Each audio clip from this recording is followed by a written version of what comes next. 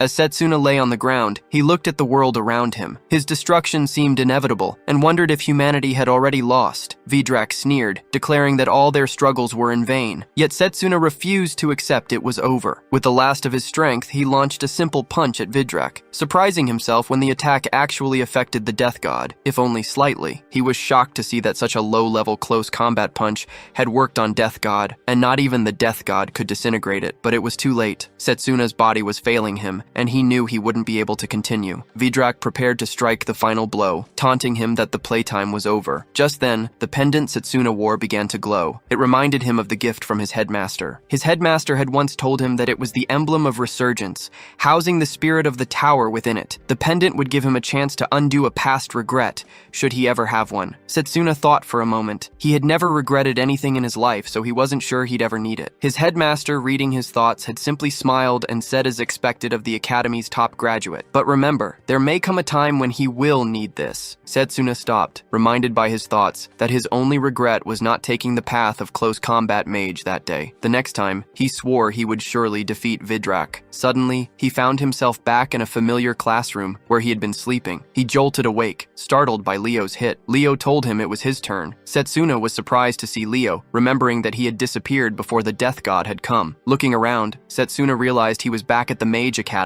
It seemed as though he had traveled back 10 years in time to the day of his bitter defeat, with a chance to change everything and vanquish the death god. Leo urged him again in asking why Setsuna was so preoccupied in the middle of the ritual of choice. Setsuna snapped back to the present and agreed, walking to the front of the class where several teachers along with the headmaster were standing. A girl whispered to another that Setsuna was here, and the second girl added that he had an aptitude for multiple paths of magic. The man in front of Setsuna opened a book, emitting a soft light. Setsuna remembered that there were different paths of magic, each with his own unique set of spells. Once a mage chose a path to specialize in, it would be difficult to learn spells from other departments. It was much like trying to believe in two different religions at once. The man in front of him asked him to choose the path in which he wanted to specialize. The man displayed his skill, confidently telling Setsuna that he was sure he would choose it. Setsuna thought for a moment. Normally, he would have chosen a path of ranged magic, which involved creating elements to use mana and fire at opponents. It allowed mages to keep their distance from enemies,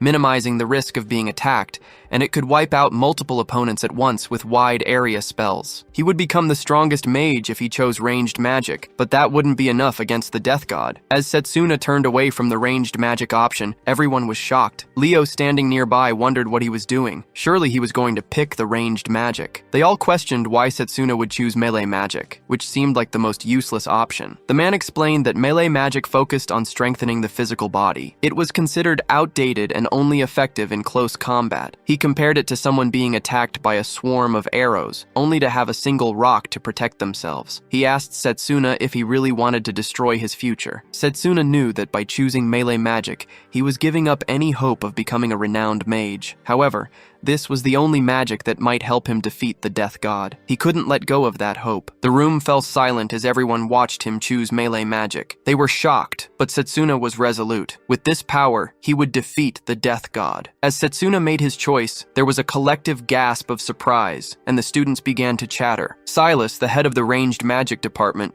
closed the book with a sigh, commenting that he had planned everything for Setsuna, believing he would choose ranged magic. In doing so, Setsuna would have become the greatest mage and would have brought both fame and glory to Silas as his teacher. Setsuna, however, was unfazed by the murmurs around him. He knew that Silas's plans, while grand, wouldn't matter in the next 10 years. The world had only 10 years left before destruction, and the death god's first appearance was only 5 years away. Despite possessing all the memories of his past self, Setsuna lacked the experience needed for melee combat. He had no choice but to find a way to master it within the next 5 years. After the ritual was completed, the students were asked to return to their respective departments of magic. Setsuna, unsure of where his classroom was, wondered where he needed to go. He searched for Leo, but couldn't find him. He decided to ask a nearby boy for directions, but the boy, accompanied by a girl, brushed him off quickly, mentioning that they were running late. Setsuna observed the others, who were either already moving or ignoring him, whispering among their groups. He realized that the journey ahead wouldn't be an easy one, but he he was determined to find his way. A boy nearby commented that the rumors about Setsuna being a prodigy might be wrong, and that he was actually a moron. Another boy guessed that Setsuna might just want to be the center of attention, which was why he chose melee magic. Setsuna reflected on how everyone at the academy was acting so differently from before, and he realized it was all because he had chosen melee magic. He decided to check the map, remembering that there was a map of the academy in the central garden. As he walked toward it, he heard someone casting a fireball and quickly realized it was a battle. A girl was defending herself from the attack, dousing the fireball with ease. She then confronted a boy, demanding that he hand over the item her mother had given her. 3 boys were bullying her, with the largest one holding a brooch. He smugly claimed it was an artifact that contained mana. A second boy sneered, saying it was a waste to give it to a commoner like her, and that they would make better use of it. Setsuna quickly understood that the girl was from the melee magic department, and she was fighting against 3 students from the ranged magic department. The leader of the bullies raised his hand mockingly and told the girl that if she wanted the brooch back, she'd have to take it from them using her useless melee magic. He then attacked her again with multiple fireballs. The girl responded by activating her physical boost, a core ability of melee magic, which enhanced her physical abilities. While an enhanced body could help her evade attacks, it would be useless if the opponent was out of range. Undeterred, she then summoned the power saved up by her mother for years to get her the brooch. She asked them if they really expected her to just hand over such a precious item without a fight. She formed a mana blade, and Setsuna immediately recognized what it was. However, he doubted it would be enough to fight back against the 3 of them. The ranged magic department boy mocked her, claiming she was shaking in her boots and wondering if she could even reach him with that short blade. He attacked again with a fireball, forcing her to fall back. He taunted her, saying it was just as he had predicted, she wouldn't even be able to touch them. Then, with a cruel smirk, he released another fireball, asking if that wasn't the perfect analogy for her entire life. As the fireball was about to strike her, Setsuna rushed forward, lifting the girl out of harm's way. He asked if she knew where the melee magic classroom was, and if she could show him the way. One of the boys realized it was Setsuna who had stepped in, and guessed that he had chosen melee magic as well. The leader boy smirked, saying that it was good news. Now he could crush Setsuna at his leisure. Setsuna stood his ground, calmly stating that he knew melee magic was considered weak, but since he had chosen it for himself, he would find a way to use it. He added that the outcome of a battle wasn't solely dependent on the magic a mage used. The girl, worried for him, begged him to stop, reminding him that they were seniors and he might get hurt, but boy attacked, launching multiple fireballs at him, declaring that it was already too late. Setsuna focused, using his physical boost to concentrate his mana into his legs. He shot forward, dodging the fireballs with incredible speed. He thought that this would be easy, but as he moved, he wondered what would happen if he tried something more. He noticed the boy was only using fireballs, which led him to believe that fire was the only element the boy could control. The boy shouted at him to shut up, angrily questioning how Setsuna was moving so fast. He swore he wouldn't be beaten by Setsuna. The boy, now furious, created an even larger fireball with both hands, preparing to attack with all his power. Setsuna, however, summoned a sword from his mana and slashed through the fireball, leaving the onlooker stunned. The girl, wide-eyed, asked if it was possible to cut through a spell like that. Setsuna explained that a battle between mages ultimately came down to the control of mana. He recalled how, even without a vast mana reserve, his precision in controlling his mana had made him one of the best. He felt the spell had more versatility than he had expected, and wondered what would happen if he combined speed with power. The boy gritted his teeth and declared that he would deliver an even more powerful blow. The fat boy warned him to stop, while the second boy cautioned that if the leader kept this up, an instructor might intervene. The boy ignored them, telling them not to stop him. He began chanting, and while he did, Setsuna rushed in, closing the gap in an instant. With a swift movement, he delivered a powerful mana fist to the boy, knocking him back. The boy stumbled back and Setsuna clenched his fist, thinking how useful it would be in close combat. One of the boys wondered if melee magic wasn't the weakest magic, and the only difference was that Setsuna was wielding it. How had he become so strong? Setsuna then asked for the brute back. The fat boy reluctantly handed it over, deciding it was best not to escalate the fight further. The 2 boys then directed the injured one away. Setsuna returned the brute to the girl, telling her that it was precious to her. She squeezed his hand in gratitude and introduced herself as Layla Rosewell. She greeted him warmly and even extended her hand for a handshake. He introduced himself as they shook hands. She swung it energetically, commenting that she knew he was famous and had an affinity for all paths paths of magic. Then she asked why he chose melee magic. Setsuna thought for a moment, knowing she wouldn't believe him if he told her the truth. Instead, he asked if she could tell him where their classroom was. Layla wondered if the orientation for new students had already started. They both dashed off toward the location, and Setsuna felt something unfair about it. After all, it was the most remote part of the academy. As they ran, Layla asked if he could teach her the mana blade he used earlier. Setsuna explained that he simply applied his ability to control magic to the technique. He thought that it should be possible to create various combat methods by applying this control in different ways, since magic disintegration didn't seem to affect that technique.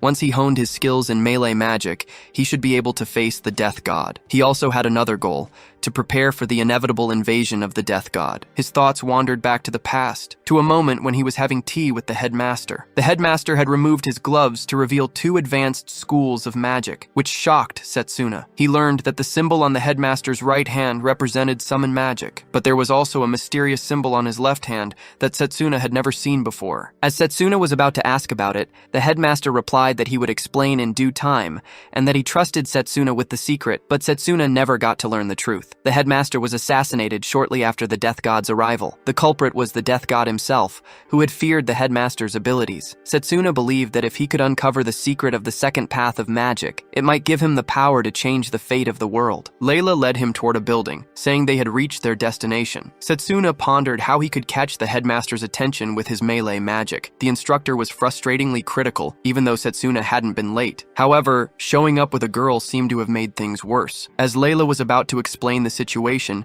the instructor cut her off, declaring that the days of boasting about Setsuna's good grades were over. Stepping closer, instructor sneered, reminding Setsuna that he was part of the melee magic division, an outcast in the academy. Annoyed, Setsuna brushed the instructor's hand aside, remarking that it was irritating to listen to him. He questioned why a melee magic instructor would belittle the very path of magic he was supposed to teach. Infuriated, the instructor grabbed Setsuna's collar, demanding to know how he dared to talk back. Setsuna remained unfazed, stating that melee magic held great potential. That was precisely why he had chosen it. The instructor scoffed, wondering how long Setsuna could maintain his arrogance. Turning away, he issued a challenge. If Setsuna truly believed in melee magic, he should prove it. Nearby, students were attempting to break a large stone with their magic. One boy stumbled backward after striking it, realizing it hadn't even left a scratch. The instructor shouted at the class, asking what they were doing. This was their first test to determine their skill level. He explained that inside each rock was a crystal the size of a fish, and their task was to extract it within the time limit. Failure would result in punishment. As the allotted time neared its end, none of the students had even made a dent. One of them complained that the rocks were far too hard, while a girl wondered how they were expected to succeed when they had only just begun learning. Another boy speculated that the instructor was taking out his frustration on them because he hadn't been promoted. The instructor then singled out Setsuna, leading him to the largest rock and challenging him to demonstrate what melee magic was truly capable of. He gave him only 10 minutes. Layla was shocked, pointing out that the rock was even bigger than the others, and that 10 minutes wouldn't be nearly enough. The instructor merely smirked and showed the timer, noting that a full minute had already passed while they were talking. Setsuna stepped forward, placing his hand on the rock. The instructor scoffed, asking if he really believed he could do it. Mockingly, he offered extra time if Setsuna begged for forgiveness, but Setsuna simply stated that he will finish it in 10 seconds. The instructor was taken aback, and even Layla urged him not to be ridiculous. The instructor thought to himself, not only was the rock massive, but it was also incredibly dense. Even he would need at least 30 minutes just to make a dent. But Setsuna wasn't backing down. He had only 10 seconds. With a determined look, he summoned a melee weapon into his hand. If he wanted to catch the headmaster's eye, he needed to become the top student in melee magic. Without hesitation, he slashed at the stone, knowing he couldn't waste time on trivialities. After Setsuna struck the stone, nothing happened for a moment. The instructor, Zachary, shouted that he had known it. While Setsuna had potential, he was still just a student. Suddenly, the stone broke into pieces. Setsuna handed the purple stone to the instructor, remarking that he was right about the 10 seconds. The instructor was stunned, and Layla couldn't believe it either. She wondered how Setsuna had managed to extract the stone so effortlessly. The other students were equally amazed, some speculating that Setsuna might be stronger than their instructor. One boy even questioned if Setsuna was more powerful than Zachary himself. However, the instructor dismissed this idea, blaming Setsuna for using some kind of trick, claiming that 10 minutes wouldn't be enough to break such a dense rock. There was no way he had done it fairly. Setsuna responded coolly, saying that if it took Zachary 10 minutes to do it, then maybe he should also attend lessons with the other students. Zachary, visibly angry at the remark, was about to retort when another teacher, Lionel, appeared, grabbing Zachary by the collar. Lionel asked if he was bullying the students. Yawning, Lionel continued, saying that Zachary's antics had actually made him wake up. He clarified that Setsuna hadn't cheated. Instead, he had sensed the flow of mana within the rock and struck it at its weakest point. Lionel scolded Zachary, wondering how an instructor could be so ignorant of such basics. Lionel turned to the students, announcing that Zachary would now demonstrate the mana guard. Taking a battle stance, Lionel remarked that since Zachary was so confident in his training, he was sure the demonstration wouldn't kill him. Zachary, now visibly worried, protested, but Lionel shoved him back, sending him crashing into the building wall some distance away. Setsuna understood that Lionel had broken through Zachary's mana guard with ease, realizing just how formidable Lionel was. Lionel then clapped Setsuna on the back, praising him for his impressive skill. He said that for melee magic, that's more than enough, and Setsuna don't need to push himself too hard. Setsuna replied firmly that he don't intend to lose to any other department, and he will aim to be the top student and surpass everyone. Lionel chuckled at Setsuna's determination. That's the spirit, he said, wondering if there was a particular spell Setsuna was interested in learning. If so, he would gladly teach it to him. Lionel then fought to himself for calling a similar mindset a previous student. He mused that Setsuna might one day represent the department, but for now, he was a rival who could not be underestimated. Introducing himself, Lionel declared he was the head instructor of the melee magic department, and he welcomed them all, and today they were selecting their representative for the upcoming intramural contest, even though it's early. The intramural contest was a competition between the 8 magical departments, each battling for honor. Every department would select its representative, and these chosen individuals would face off in a tournament-style format. Setsuna remembered that before traveling back in time, he had won the contest for the ranged magic department, earning the headmaster's confidence. This was the reason he wanted to become the representative again. However, Setsuna soon noticed a fortified rock nearby. Lionel informed him that not only had he shown them the crystal, but there was another student who had extracted a similar one, using only his fist. Setsuna realized that both pieces of rock had come from this student, Drago Okerd. Drago approached Setsuna, calling out to him and wondering why someone like him, a prodigy, had joined the melee magic department. Setsuna replied that there was a reason he needed to learn it. Drago raised his voice, scoffing at the idea. He asked what Setsuna hoped to accomplish with such a frail body. Drago then revealed that his family had studied melee magic for generations, and that he had been under intense physical training for 17 years. He suddenly unleashed his power, causing the ground to tremble as he punched the air with such force that everyone could feel the pressure. With a smug expression, he struck at Setsuna's face, challenging him to a duel. He declared that if Setsuna wanted to become the representative,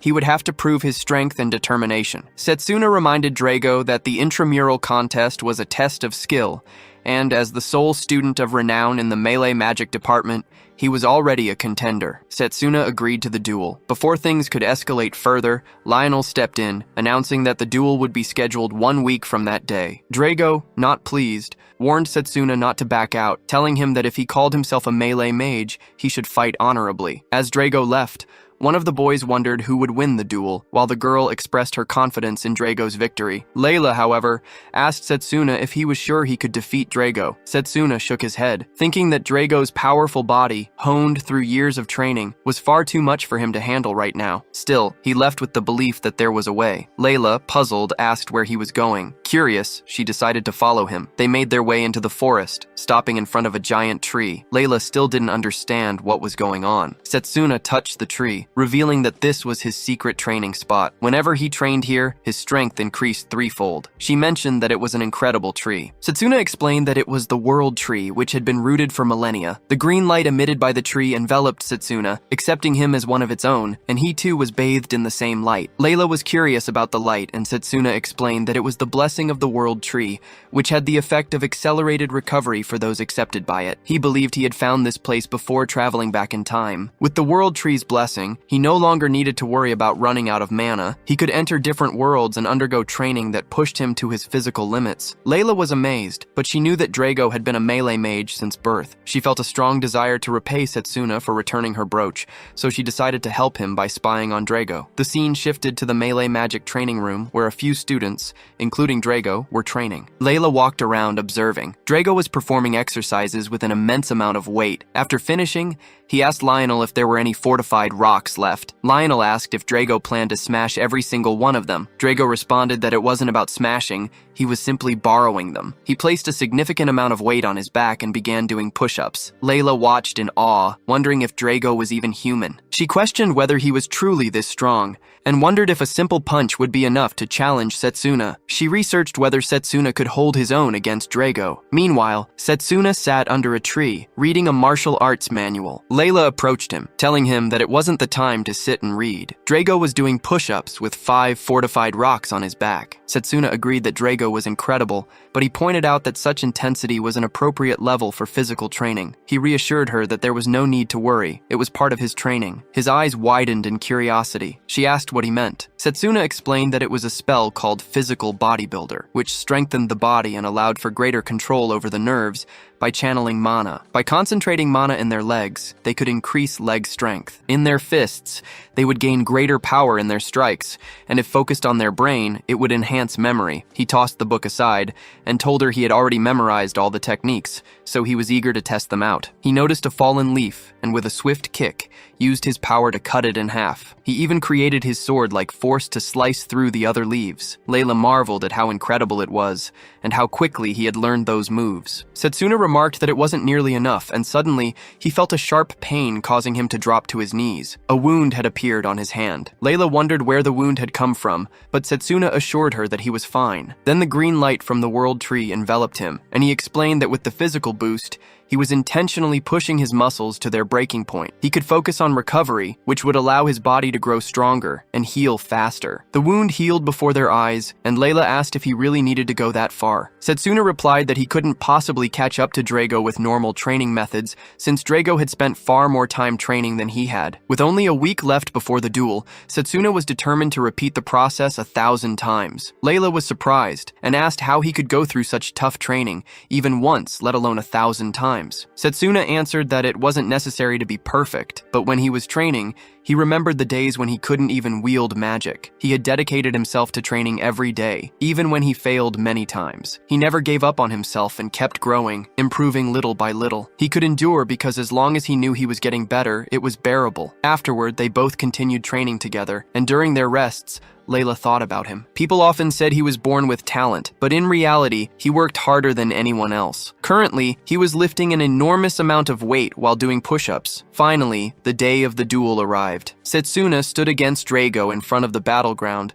with a large crowd watching them. Drago commented that it was good Setsuna hadn't run away to hide. Setsuna responded that he wouldn't, and he truly wanted to be the representative of the department. Layla asked if they were both ready, and as they glared at each other, he signaled the duel to begin. Setsuna immediately rushed to attack Drago. Setsuna delivered a left hook to Drago, who blocked it by using his hands as a barrier. Despite the defense, Drago was pushed back from the impact. Setsuna realized that Drago had used the Malagard to block the attack. Drago quickly retaliated with a punch so powerful that the pressure from it could be felt by the audience, leaving them unable to even see the attack coming. Layla was concerned about Setsuna. As the father battle began to clear, it was revealed that Setsuna had effortlessly avoided the punch. The students watching the duel were stunned and wondered if the two of them had really undergone the ritual of the choice only a week ago. Setsuna told Drago that had the punch landed cleanly, he definitely would have taken some damage. Drago, clearly frustrated, threw several more punches. Setsuna blocked and dodged them, which only angered Drago further. Drago growled, asking if defense was all Setsuna could do, taunting him for having such a weak body. Layla felt that the week of training hadn't been enough for Setsuna to defeat Drago. Lionel observed that it seemed like Setsuna was losing the duel from the start. Drago launched another kick towards Setsuna, but Setsuna blocked it once again. Lionel noted that Setsuna was likely using his mana control to parry Drago's attacks. Drago,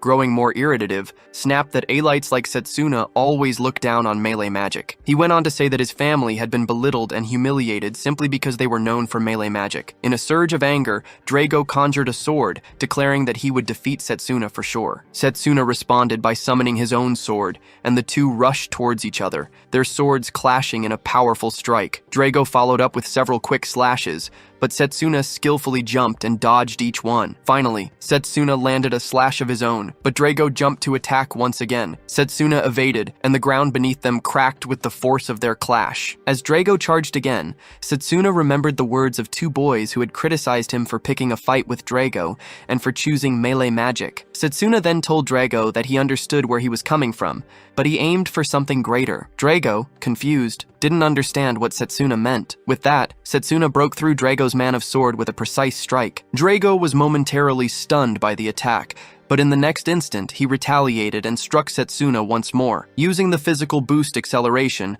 Setsuna increased his speed and countered with an attack. Layla realized that Setsuna's attacks were starting to have an effect on Drago. Lionel thought that Drago was performing admirably, but Setsuna's mana manipulation and physical boosts were proving to be just as impressive. Lionel couldn't wait to see who would come out on top, knowing that to break through Drago's solid defense, Setsuna would need to create a gap. As Setsuna rushed to attack Drago conjured another sword, slashing at him in a fit of rage. Sensing the danger, Setsuna swiftly dodged the attack. Drago's strike hit the ground with immense force, shattering it. Seeing this, Drago smirked and confidently declared that Setsuna wouldn't be able to escape on those legs of his. Fueled by fury, he clenched his fists tightly, making Layla wonder what he was planning next. Drago charged forward and punched at Setsuna, but as the punch hits, it turned out to be nothing more than an afterimage of him. The real Setsuna was already in the sky. From above, he explained that by concentrating mana on a specific spot, one could create an afterimage to mislead their opponent. Without wasting another moment, Setsuna moved at incredible speed. As Drago prepared for another attack, Setsuna declared to, "Let's finish this." With that, he unleashed a powerful slash at Drago. The audience was in shock, and Lionel wondered if Setsuna had taken advantage of the movement during the attack. Both of them had been incredibly impressive. Lionel then announced that the match was over and declared Setsuna the winner, as Drago lay on the ground after the final slash. Layla was overjoyed to see this outcome. To everyone's surprise, Drago slowly got back up. The audience gasped, amazed that he could stand after such a devastating blow. It was clear just how strong Drago truly was. However, Drago was furious with Setsuna, thinking he had held back in the final attack to prevent a fatal wound. Setsuna extended his hand to help him up. Drago, still seething with anger, asked him what he was fighting for. Setsuna paused for a moment before answering, saying he fought so that he wouldn't lose to anyone or anything, and that he was going to keep getting stronger. Drago, acknowledging his strength, said, "So that's why he was so strong." He then accepted his defeat. Setsuna replied that Drago had truly been a worthy opponent, and that he believed Drago would truly be a great help in the fight against the Death God. Lionel approached, telling Setsuna that he must have been incredibly determined to face Drago at such close range. He then raised Setsuna's hand, declaring that based on the results of the match, Setsuna would be the representative of the melee magic department. A few days later, Lionel lent Setsuna to a room, telling him that he was about to meet the representatives from the other departments. Lionel warned him that he was the last person who should be giving Setsuna advice, but just not to cause any trouble. Setsuna assured him he wouldn't, then entered the room where 7 representatives were waiting. A boy with glasses looked at Setsuna and wondered aloud if the melee magic department would be participating that year as well. He remarked on their shamelessness. Setsuna recognized the boy as Noel from the enhancement magic department. Noel walked closer, placing his leg over Setsuna's and pressing it down. He taunted, saying they would be rivals in the first match, and that in the past 100 years, no melee magic participant had ever won the contest. He suggested that Setsuna should just sit in the corner and lift weights instead. Setsuna, unbothered, replied by moving his leg to press against Noel's, commenting, "Seems like the enhancement magic department has a unique way of greeting others. Was that how it's done here?" Noel grew angry, but Setsuna calmly responded that he don't care about the last 100 years. "I'll be the champion this year." Noel, clearly frustrated, scoffed, and told him to just dream on. At that moment, the headmaster entered the room and smiled, commenting,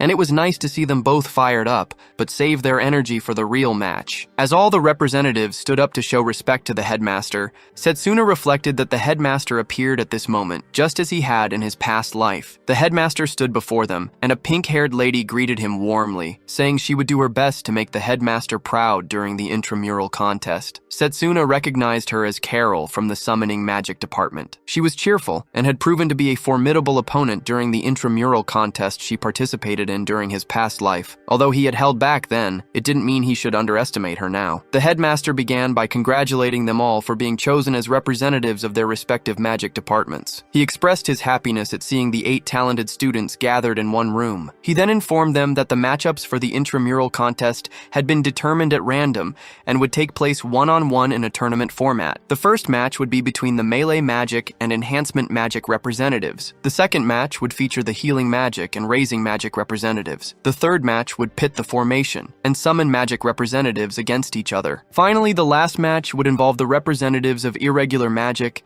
and alchemical magic. The headmaster also mentioned that the contest was an opportunity for them to experience different magical specializations firsthand. The matches would take place in 10 days, giving them time to train and rest. He looked forward to seeing their battles. The students all bowed in agreement. As they did, Setsuna felt this might be his chance to speak with the headmaster. When headmaster started to leave, Setsuna called out to him. The headmaster recognized him as the representative of the melee magic department. Setsuna introduced himself and asked if he could make a request. If he won the contest, would he be allowed to learn about the headmaster's magic? The headmaster, surprised, replied that since Setsuna was a melee magic student and he was a summoner, he didn't think his magic would be much help to him. But Setsuna clarified that he was interested in learning about her second specialization. The headmaster's expression changed, and he became visibly irritated. He rumbled and asked, where did he hear about that? Setsuna's display of formidable power was evident, and it seemed somewhat suspicious. However, if he was to find a way to defeat the Death God, he couldn't afford to back down at this point. He couldn't quite explain why, but if the melee magic department won the contest for the first time in a century, it would change how the world viewed them. What he was asking for in return wasn't too much. The headmaster replied that it didn't seem like Setsuna had any ulterior motives, so he agreed to let him test his abilities if he won the contest. Setsuna bowed to thank him. The headmaster warned him, however, that it wouldn't be easy by any means. Setsuna responded with determination, expressing his intent to win the contest and receive the headmaster's teachings. The headmaster stepped away, appreciating Setsuna's spirit. Later that evening, Setsuna sat alone outside, eating something delicious and reflecting on his 10 years at the academy. He realized that there hadn't been much to do in his spare time during those years. He decided to thank Layla for recommending the meal. Determined to prepare himself the best he could in the 10 days leading up to the contest, he focused on his goal. Suddenly, someone told him there was no need to worry about preparations just before a giant fist came crashing toward him. He blocked the attack with his hand and quickly created distance only to realize it was a golem. Noel was behind it all, watching from a hidden spot. He observed that it wasn't too bad, but he had used the blind spot of Setsuna to his advantage. Setsuna understood that the golem was created by Noel, who had used his power to turn life into stone. He asked what Noel intended to do next. Noel replied that they should finish what they started earlier and not wait for the official match against a melee mage. He summoned several golems to attack from behind, and declared that Setsuna must pay the price for humiliating him. Setsuna calmly responded that Noel had brought this upon himself. As the sound of bells rang, Noel decided to stop, saying that it wouldn't look good for others to see him cornering a weak and defenseless opponent. He dismissed the golems and left, threatening to crush Setsuna even more thoroughly in the upcoming match. Setsuna realized that Noel was very talented, controlling multiple golems at once. However, his attention was drawn to the bread that had fallen during the confrontation, knowing he wouldn't be able to enjoy it now. The next day, in the melee magic department, Lionel addressed the students. He said that before the intramural contest, he would analyze the battle between Drago and Setsuna. He then asked both of them if they had identified their shortcomings. They both nodded in agreement. Lionel asked Drago to go first. Drago replied that his control over both his mana and emotions had been unstable. When Lionel turned to Setsuna, Setsuna answered that his physical strength was lacking, and in terms of strength, Drago had overpowered him. Lionel appreciated their honesty and reminded them that growth was impossible without facing their weaknesses. He encouraged them to focus on those shortcomings during the upcoming match. Layla raised her hand and asked the teacher if the match would also serve as a form of training for the intramural contest. Lionel smiled and replied that it was a good question. He mentioned that Setsuna's first match would be against the Enhancement Magic Department. According to Setsuna, Noel's ability lay in commanding large numbers of golems, and since golems had physical forms, fighting them wouldn't be too different from facing a melee mage. Lionel gave instructions to both students. He told Drago to focus on his speed, because in the upcoming match, he would attack Setsuna from multiple directions to simulate a group of golems. As for Setsuna, he was to block Drago's attacks and practice counterattacks. Drago got ready and said that it won't be like last time. Setsuna responded that he was hoping the same. Drago rushed forward to punch Setsuna, but he dodged the attack. Drago wondered if Setsuna thought he would attack from the right, but before he could react, Setsuna was struck with Drago's second hand. Setsuna realized he was a bit too slow. Lionel praised Drago, noting that he had struck a good balance between speed and power. Drago was also praised for his defense, and Lionel instructed him to use footwork to counter Setsuna's movements. Setsuna agreed and stepped back, preparing to punch Drago. After a while, both of them were lying on the ground, exhausted. Drago thanked Setsuna for the match. Lionel approached them and said that their movements were good. He believed that in just a few days, they would be able to handle golems without any trouble. He handed them water bottles, and Setsuna, taking one, said that he won't let his guard down. Lionel observed, noting that Drago had a solid foundation. Setsuna had exceptional instincts, and both were improving quickly. Finally, the day of the contest arrived. The audience was excited, and the host announced this was the 781st enrolls contest. Out of the 8 students representing the Academy's departments, who will reign supreme, both Setsuna and Noel stood in front of each other, ready for the match. The host addressed the audience, telling them they could place bets on the contestants. Most of the audience was betting on Noel, and they wondered who would bet on the melee mage. A boy who had previously been beaten by Setsuna approached him and told him that he should win the battle and make sure to show everyone who was really in charge. Meanwhile, the audience noticed Akhtar from the ranged magic department arriving with a man, appearing completely at ease despite his upcoming match. It was clear that the winner of this match would face Akhtar next. The host then announced that the stage would change randomly for each match, and for this one, the stage would be a desert. Noel teased Setsuna, saying it seems like luck isn't on his side either. A few kids in the audience cheered for Noel, convinced that Setsuna being from the melee magic department would be easy to beat. Another boy expressed how good it felt to be up against the weakest department in the academy. Layla, overhearing the comments, shouted at them to be quiet. She promised that they would see if they still thought the melee department was the weakest after the match. As she raged toward them, Lionel stepped in to calm her down. Finally, the host announced to let the match begin. Noel picked up a stone and asked Setsuna if he knew what it was. Setsuna wondered if it was a piece of fortified rock. Noel confirmed, saying more precisely, when combined with the sand, it creates golems. As if on cue,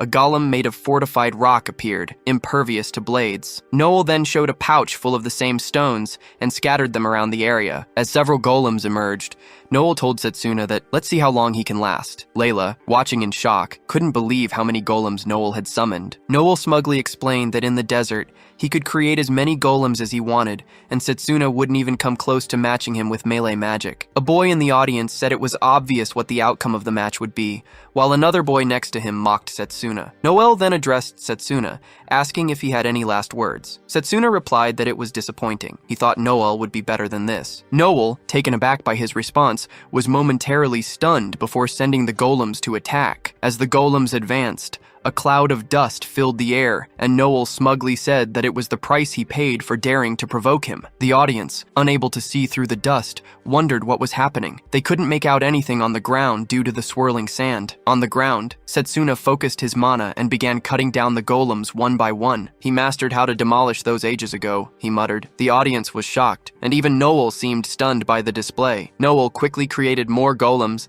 and sent them charging at Setsuna. Setsuna, however, remained calm as he approached Noel, and in close quarters combat, no other school of magic can beat melee, he said. And in other words, golems with their predictable movements are no match for me. He slashed through the golems again, causing Noel to panic. Noel shouted that he can make more and Setsuna don't have to be so ridiculous, but Setsuna continued his advance, finally reaching Noel. Seems luck was not on his side, he said, delivering a punch that sent Noel flying back. A boy in the audience wondered what had just happened, while the woman beside him couldn't see anything due to the dust. The audience stared at the ground, trying to make sense of the match's progress and determine the victor. As the dust cleared, they saw that the winner was Setsuna. Setsuna, breathing heavily, thought to himself he managed to win the first match easily. Layla, filled with joy, cheered for him. A boy, talking with his friends, asked if he heard that correctly. Did the melee mage really win after all these years? One of the classes suggested maybe Noel ran out of mana from summoning so many golems. Various students speculated about what had happened, wondering how Setsuna had managed to win. Silas didn't seem happy and said that Noel didn't lose because he made a mistake, but rather because Setsuna was simply more skilled than he was. The student next to him that the battle with a melee magic representative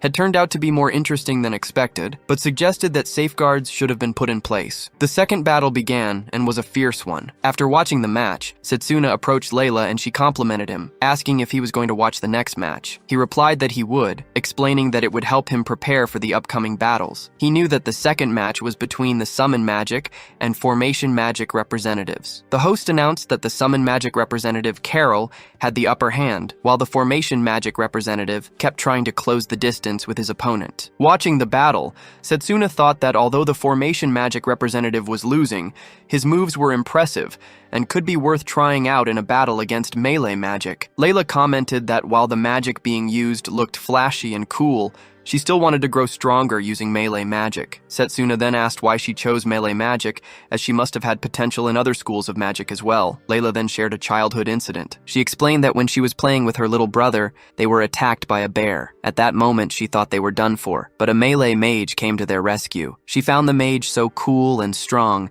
and she decided then that she wanted to be like him, to become strong enough to help others in need. She admitted that it sounded childish and she was a little embarrassed. Setsuna reassured her, stating that it's not childish at all. People can become infinitely stronger when they have a goal in mind. Layla asked if he really believed that, to which he nodded. At that moment, Leo came to meet Setsuna. Setsuna thought that Leo was the most skilled student in the ranged magic department, second only to himself. Leo complimented Setsuna on his match, acknowledging that even though he was from the melee magic department, Setsuna's power was impressive. He then asked who the girl sitting next to Setsuna was. Leo paused as if unsure of his words and asked if they understood each other. Setsuna was confused by Leo's question. Layla answered quickly, saying she wasn't what they think, and stood up to leave. As she walked away, she wondered if Leo was Setsuna's friend, and suggested that they should sit together and enjoy the rest of the matches. Setsuna was left wondering what had happened with her reaction. Leo sat down next to Setsuna, and Setsuna asked him why Actor had become the magic representative of the ranged department instead of him. Setsuna expressed surprise as Leo was clearly very skilled. Leo's mood shifted and he got a bit sad. He explained that it wasn't an excuse, but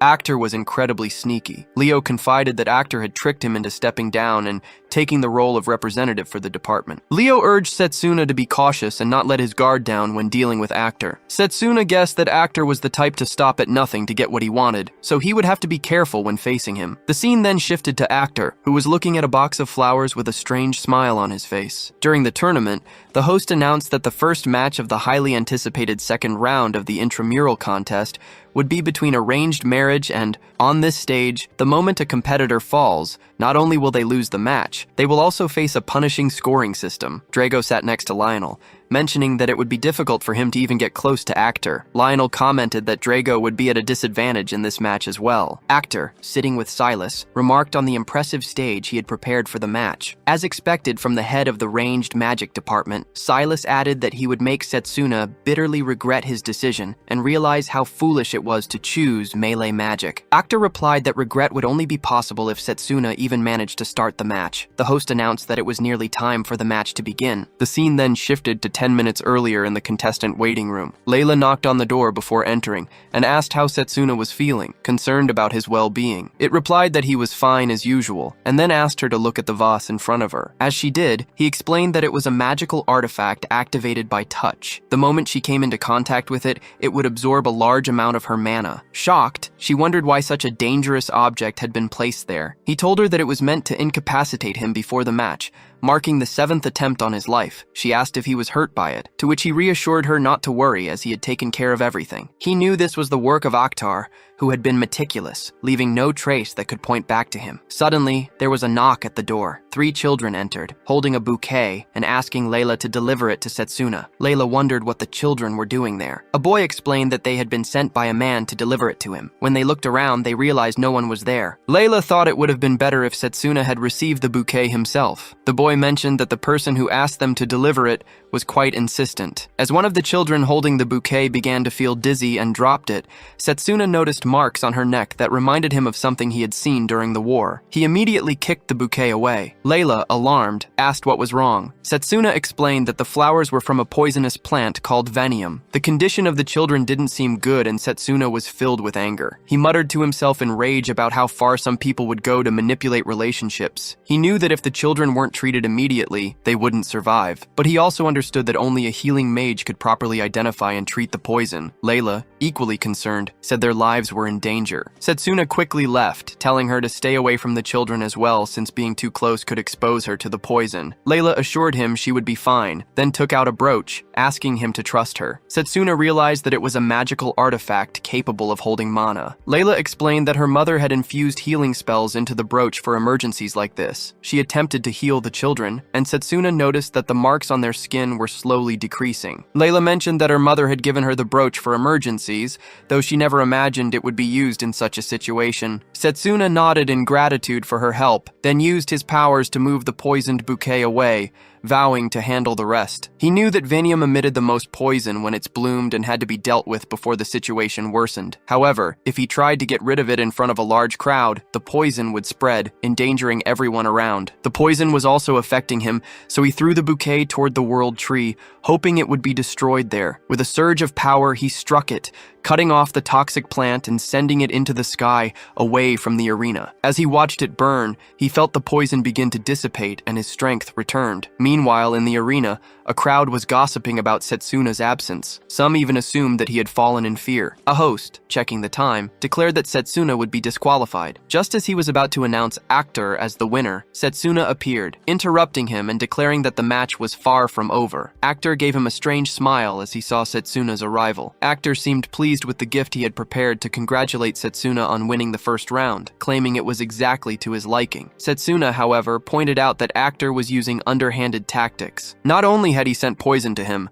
but he had also involved innocent children in the plot. Akhtar feigned ignorance, claiming he had no idea what Setsuna was talking about. Enraged, Setsuna clenched his fists. Akhtar continued, stating that there was no need to get so upset over something so trivial. In fact, the children would be proud to know that they had played a part in Akhtar's victory. This only fueled Setsuna's anger further. The host then called for the match to begin. Akhtar immediately attacked using star-mutilated magic, but Setsuna deftly dodged it. Drago, watching from the sidelines, wondered if something had happened to Setsuna on the way to the arena, as his mana seemed to be in disarray. Setsuna realized that the world tree had mostly purified his body of the powerful poison, but the residual poison was still preventing his body from working properly. A series of attacks came at him, but Setsuna jumped and dodged them all. Akhtar, clearly just getting started, mocked him, claiming that the representative of the melee magic department only knew to defend himself properly. Silas, watching from the sidelines, whispered to himself that it was good he had arranged everything in Akhtar's favor. Even if Setsuna tried his best, he wouldn't be able to win this match. Setsuna noticed that Layla hadn't arrived yet, and he wondered if the children were okay. Akhtar taunted him, saying he couldn't focus on the battle at hand,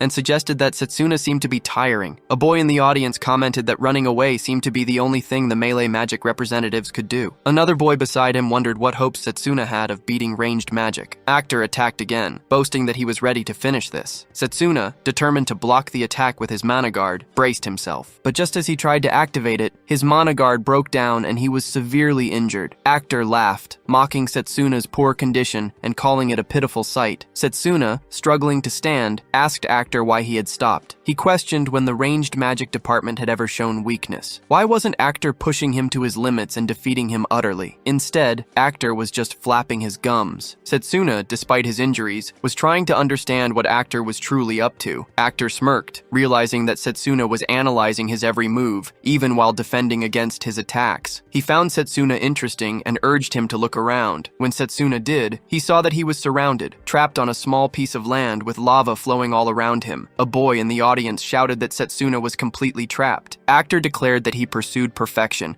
and that Setsuna had acted exactly as he had intended. He prepared to use his storm cannon, saying that now it was all over. Just then, Layla entered the arena and called out to Setsuna. She told him that the children were now safe. Setsuna smiled, relieved, and responded that now he could fight with everything he had. Finally, the preparations were complete. Suddenly, Actor noticed a surge of mana from Setsuna and was confused. How had he managed to gather that much mana? Setsuna explained that he had been using physical boosts to activate his cells and detoxify his blood, while Actor had been foolishly toying around. He added that Actor had only dug his own grave. Enraged, Actor retorted that Setsuna was in terrible shape. Silas, observing from the sidelines, urged Actor to finish him off, insisting that Setsuna was just bluffing. Actor released his attack, but Setsuna knew he was almost out of mana. He was down to just one last strike. Summoning the last of his strength, he deflected Actor's attack with his sword. The sudden move shocked both Drago and Actor. The attack, redirected by Setsuna, was now heading straight for Actor. He nullified his magic and taunted Setsuna that if he really thought Actor would just stand there and let him land a hit. Actor claimed that the one who would bury themselves today wasn't him, but Setsuna. However,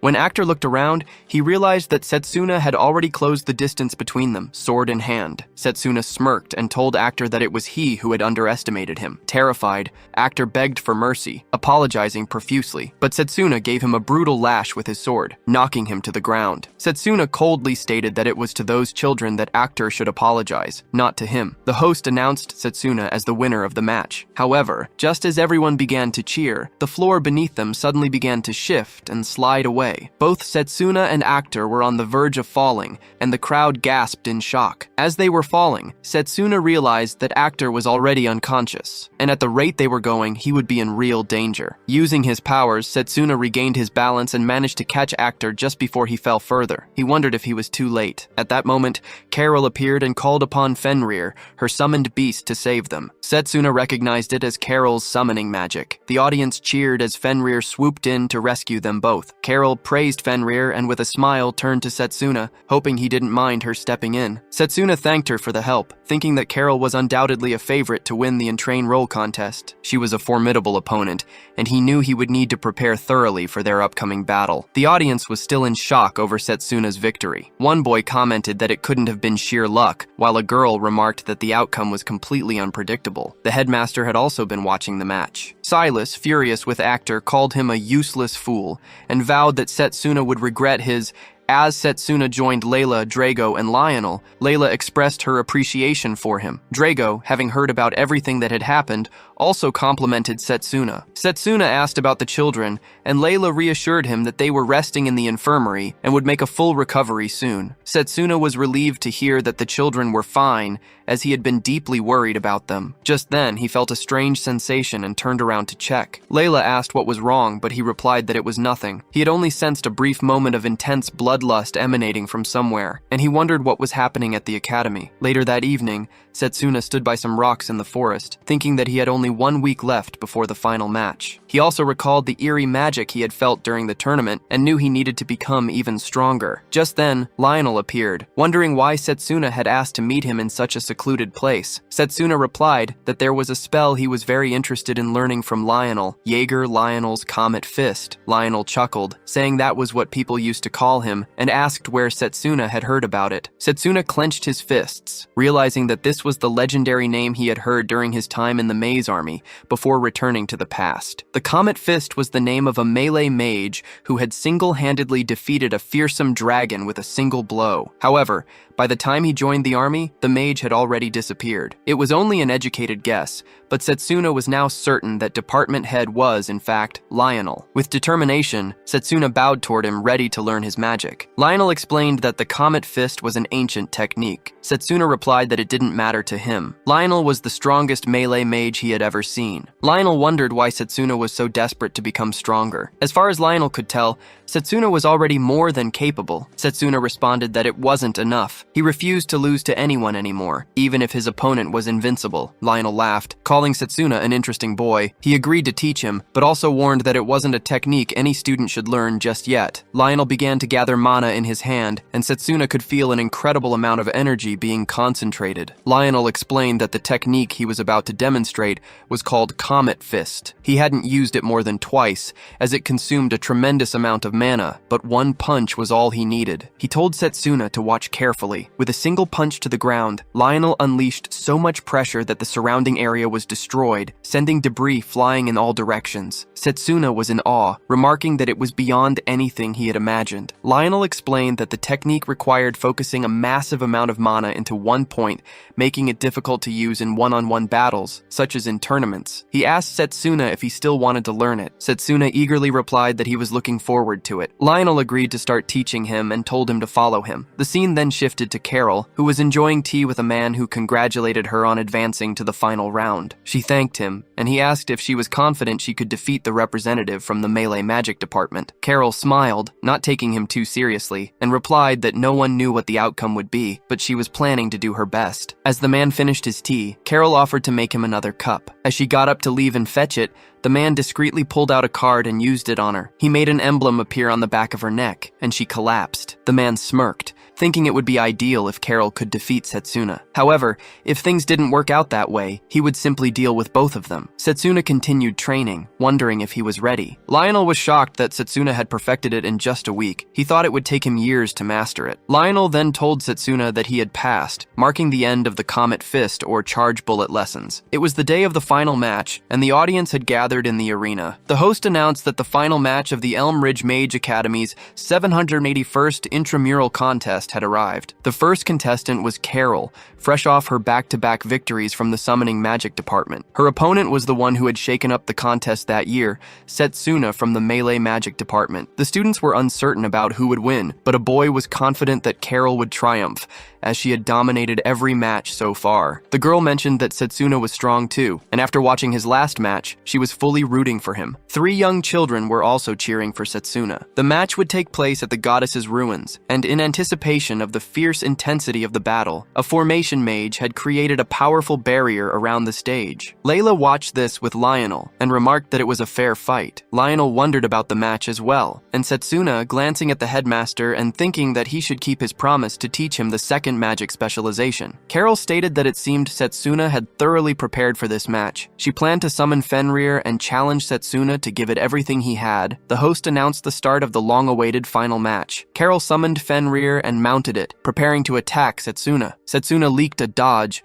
wondering if the Fenrir's attack was a glacial bomb imbued with snow flurries. Carol remarked that even though he was fast, he wouldn't be able to keep his guard up forever and would regret it. Fenrir attacked again, and Setsuna activated his physical amplifier, boosting his speed tenfold. With his newfound speed, he dodged the attacks and got dangerously close, preparing to slash Fenrir. Layla was happy that it worked. Lionel, however, wasn't sure about noting that Fenrir's were just lumps of mana, and Fenrir would quickly recover from any injury. Carol told Setsuna that his efforts weren't bad at all, but now she would use Fenrir's power to freeze the ground. Setsuna was shocked to see that the entire stage was freezing over. He realized that the chill generated by the mana wouldn't be able to pass through the barrier. A man watching from the sidelines stood on the frozen field, thinking that Fenrir's attacks would become much stronger now. He wondered what Setsuna would do next, his eyes flaring with fiery determination. Setsuna realized that normal attacks wouldn't be effective at all, and the longer he dragged out the battle, the greater his disadvantage would become. He decided to use the ruined objects on the ground to leap and dodge, thinking of betting on the charged bullets. He formed a sword from his mana and braced himself as Fenrir's attack struck the stone he had been standing on. A boy watching the match guessed that Setsuna wasn't attacking at all, but was only defending. Another boy speculated that Setsuna was no match for his summoning mage. The 3 kids watching seemed worried for Setsuna as well. As Lionel observed the battle, Layla called out to him asking what was wrong. He replied that it was nothing, but he thinks that since the charged bullet could only be used once after enough mana had been concentrated,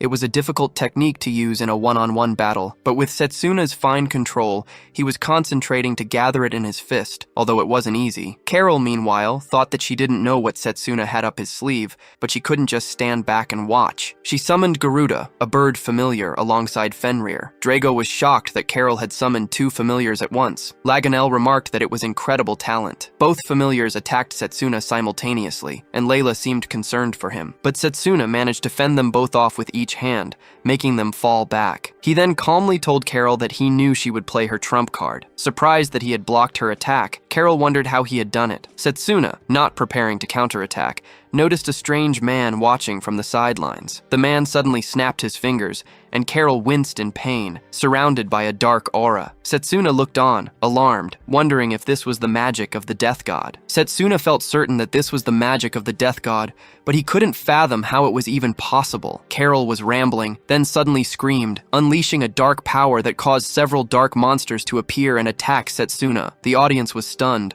wondering how many familiars Carol had. Laganel realized that this wasn't Carol's magic, and shouted for the match to be stopped, demanding that the barrier be dissolved and questioning what the formation mage was doing. The man responsible for the dark magic explained that only the person who had cast the barrier could remove it. Everyone should be looking for the formation mage, but he was already in the clutches of the villain. As the monsters continued to attack Setsuna, he thought to himself that the person responsible for all this must be nearby. Setsuna activated his mana detection to locate the source. The man, however, suggested that Setsuna focus on the battle at hand. He ordered Garuda to attack Setsuna, striking him with a pole and forcing him to fall back. Layla was beside herself with worry as Setsuna struggled to get up. The man gloated that even Setsuna wouldn't be able to find him in the midst of the crowd, and in his current state, Setsuna wouldn't be able to do anything. Laganel felt a growing sense of urgency. There wasn't enough time for Setsuna to prepare another charged bullet, and Carol's physical state was deteriorating. If they didn't act quickly, she would lose control of her magic, putting her life in jeopardy. He realized that someone was controlling her from the shadows. Carol continued to try to escape, urging Setsuna to run away as the dark monsters closed in. He dodged her attacks while making his way toward her,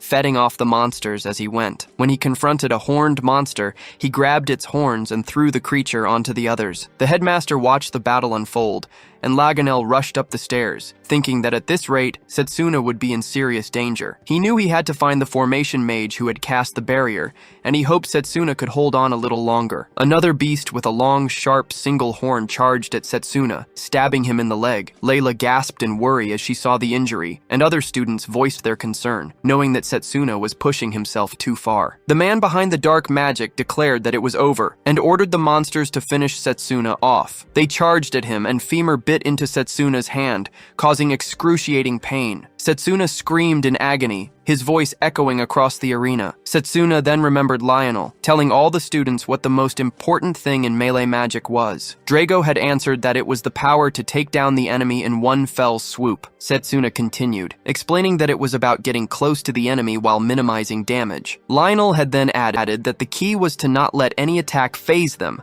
staying strong and focused enough to deliver the final blow. He instructed them that they would now begin training to defend themselves against damage. Setsuna snapped back to the present, realizing that the defense had been successful. The man observing the battle thought that Setsuna's arm had been destroyed, and wondered if he had done it intentionally to concentrate his mana. Setsuna knew the familiars were in an extremely excited state, so any moment of weakness would cause them to pounce on him, seeing him as prey. He yelled that he would finish it with a single punch, and then unleashed a charged bullet attack, defeating all of the familiars at once. After the battle, Caraval was on the verge of collapsing, and Setsuna rushed to her side, confirming that she was fine before gently lowering her to the ground. The audience could hardly believe what they had just witnessed, and wondered if Carol had truly collapsed. Finally, the host announced that Setsuna was the winner, marking the first time in 100 years that a melee magic department head had claimed victory. The students erupted in cheers, with one of them commenting on the last technique Setsuna had used, which they hadn't seen before. Layla and Drava were overjoyed by Setsuna's win. The boy whom Setsuna had saved, the one who had lost to him, said he had expected this outcome and had bet on Setsuna. The boy next to him asked how much he had won. The man replied that he hadn't thought Setsuna would win for real, but he couldn't just stand back and watch. Before anything else,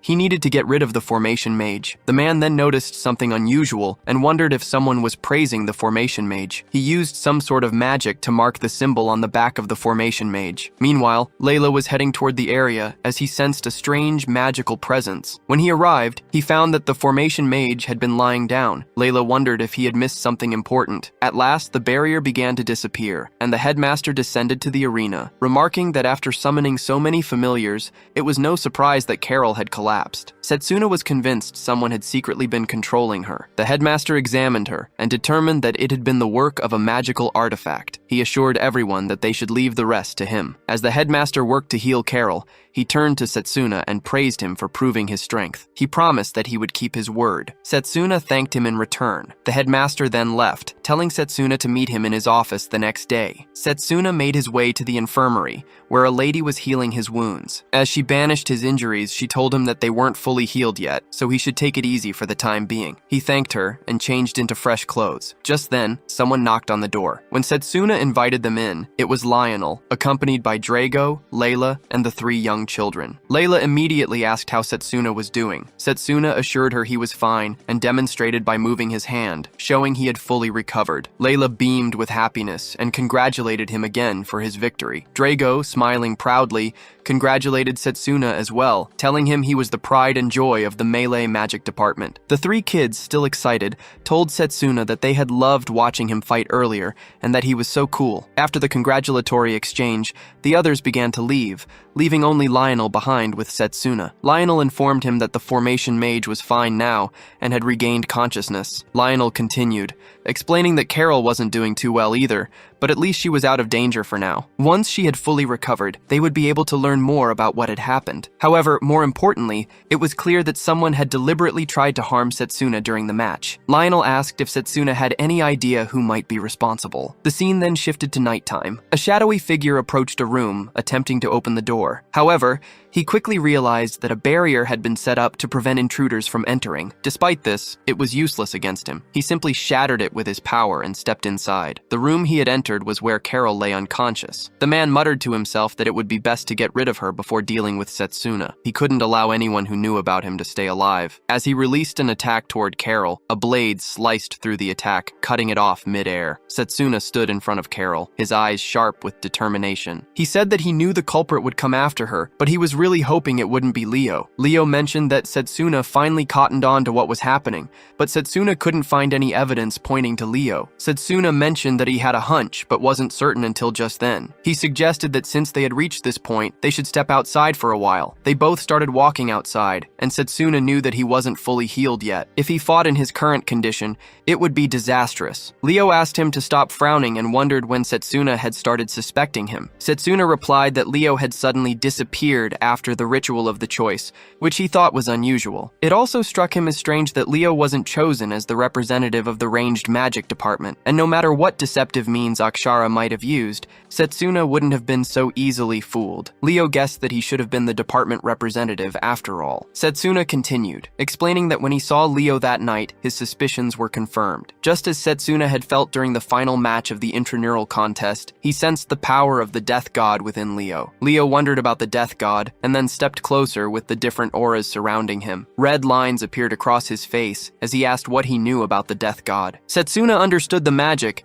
and noticed that Leo's presence had changed. He realized that Leo was likely the henchman of the death god. If that was the case, Setsuna had to stop him, no matter what. Leo asked if they could end their farce of a friendship right then and there. He said he wanted to have fun with Setsuna, though it would be a bad experience for Setsuna. With a mana sword in hand, Setsuna rushed to attack Leo, but Leo easily cut his sword in half. It felt like a repeat of something Setsuna had experienced in the past. Leo mentioned that he had earned the trust of the death god and was granted the magic of disintegration, one of his many powers. No matter what magic Setsuna used, it wouldn't be able to touch him. Setsuna tried again, but once again Leo easily countered his attack. He thought he couldn't just give up. Leo seemed to use disintegration magic only when Setsuna attacked, and then he would move so quickly that it caught Setsuna off guard. He was about to strike Leo from behind, but once again his attack was blocked. Leo smirked and said that it's no use as his sense of perception was sharper than Setsuna. Setsuna determined, conjured a fireball, and said that it would have been more fun if he weren't injured. Despite the pain, Setsuna managed to steady himself. Leo commented that Setsuna was still quite a tricky opponent, lasting this long with Millie alone. He added that Setsuna would have been much stronger if he had been chosen the ranged magic department. He then acted strangely, asking what he could do as if it was his choice. He said to, "Let's finish it now." Leo attacked with an electric spike,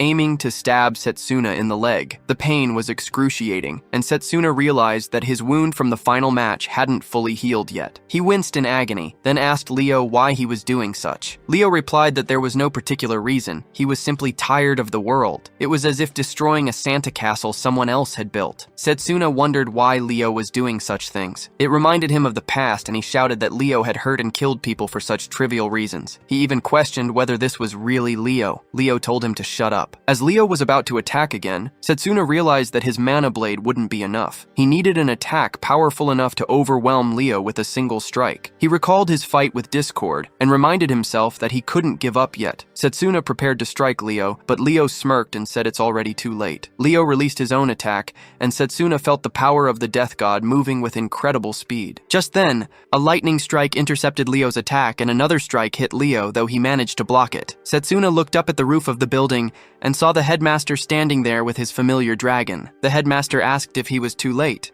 but Setsuna replied that he had arrived just in time. The headmaster wondered if everything that had happened in the intramural contest had been the work of Leo, and whether he had been keeping an eye on him ever since detecting the impure mana. Leo guessed that the headmaster was the head of the school for a reason. The headmaster had hoped that the culprit wouldn't be one of their own students. In a burst of frustration, the headmaster yelled at Leo to give up. His dragon let out a deafening roar and attacked with the blaze skill. Setsuna could sense the incredible power behind the attack, but Leo remained unharmed. He remarked that it was the white dragon, the most powerful beast one could summon. Had it not been for the power granted to Leo by the demon god, he would have been in real danger. The headmaster understood that Leo was using magic disintegration. He acknowledged that such magic really existed. Setsuna asked if the headmaster knew about magic disintegration. The headmaster explained that according to records passed down through the generations of the Silverlock family, when a mysterious dark force awakened, the world would be plunged into catastrophe. Magic disintegration was a part of that evil power. Leo taunted them, claiming that no magic could touch him. Nagam the headmasters. He then combined 3 attributes to launch an attack. Setsuna realized that it was a triple attribute combo magic. Leo lifted into the air, gathering power and unleashed it in a devastating spread of energy. The headmaster's eyes widened, and he quickly instructed Setsuna to take 2 steps to the right. Setsuna followed the command and narrowly dodged Leo's attack. The headmaster too was dodging the blasts, which made Leo wonder what kind of magic the headmaster was using. The headmaster asked Leo if he was truly shocked, adding that he was the only one who knew how to neutralize such magic. Leo sneered, finding it amusing, and promised to attack with even greater power, challenging the headmaster to dodge it as well. Setsuna realized that this new power was likely the death god's power. Leo threatened that he would wipe them all out. The headmaster sensed that it wasn't just ordinary power. At the rate Leo was attacking, everyone would soon be caught in the crossfire of his magic. He called out to Setsuna, and Setsuna agreed with the headmaster's plan. The headmaster summoned the holy butterfly to spread its wings, and together they soared into the sky with a dragon. Leo watched a smirk on his face, observing the headmaster's desperate efforts to protect everyone. He pointed toward the white dragon and taunted, "Bring it on." Both sides unleashed their attacks. Leo's attack was so powerful that it collided with the dragon, creating a massive explosion. Leo asked if the headmaster was ready to admit his defeat. The headmaster replied that perhaps it was time for an old man like him to step aside. From the smoke, Setsuna rushed to attack Leo. Leo scoffed, saying it was too bad that Setsuna had been hiding behind the dragon and preparing for his attack. He taunted that all of Setsuna's efforts would be in vain as he created a barrier around himself. Setsuna responded, vowing to make Leo regret the arrogance he had shown them. He reflected that choosing melee magic hadn't been a mistake, and he would prove that with just 1 strike. Leo warned him not to underestimate the power of the demon god, but as Setsuna struck, he broke through Leo's barrier, landing a solid hit. Setsuna poured all of his energy into his speed, breaking through Leo's barrier and causing a massive explosion. The headmaster noted that even with magic disintegration, there was a limit to how quickly it could counter magic. He appreciated Setsuna's determination. Leo was falling, badly injured. Setsuna realized that by using melee magic, he had outpaced the rate of of magic disintegration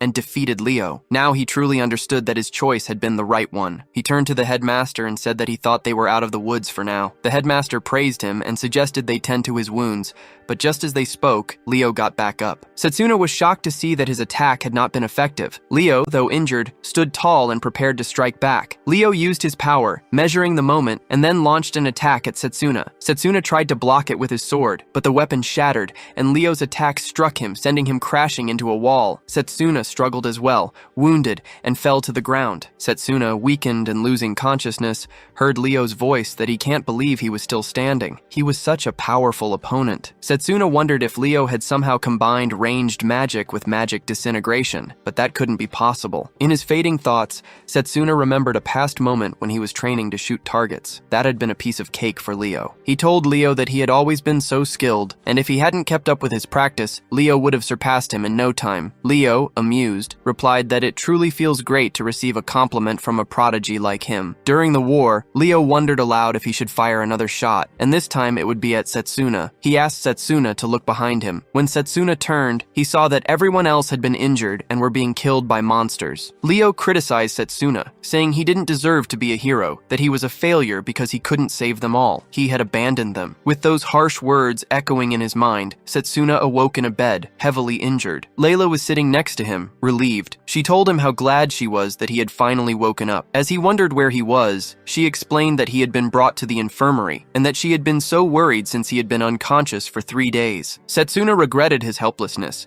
thinking he hadn't been able to do anything in such a crucial moment. He had been powerless against the demon god's power, just like in his past life. He then asked about the headmaster's condition. Layla replied that the headmaster should be in his office, and that she had heard there was a meeting for all the department heads. As Setsuna was getting out of bed, Layla asked where he was going. He dressed quickly, replying that he was going to see the headmaster as he had something to ask. Layla mentioned that he wasn't fully healed yet. He placed a hand on her shoulder and apologized for making her worry, but he needed to see the headmaster immediately. He turned and left the infirmary. The headmaster had just finished a meeting with the other department heads and thanked them all for their assistance. As they were leaving, someone remarked that they would all be quite busy for a while. Silas commented that everything had been made worse by that one kid. Setsuna arrived and opened the door, calling out to the headmaster. The headmaster smiled and said he was glad to see Setsuna back with them. Silas, however, didn't seem too happy to see him. Lionel patted Setsuna on the shoulder, telling him that he had been through a lot. Everyone had been worried about him, but he could catch them up on what happened later. Once they left, Setsuna stood in front of the headmaster, regretting that everything had happened because of him. He raised his hand towards the headmaster, asking what had happened after he lost consciousness. He winced in pain as he did, and the headmaster reminded him not to be too hard on himself. His injuries were still healing. The headmaster continued,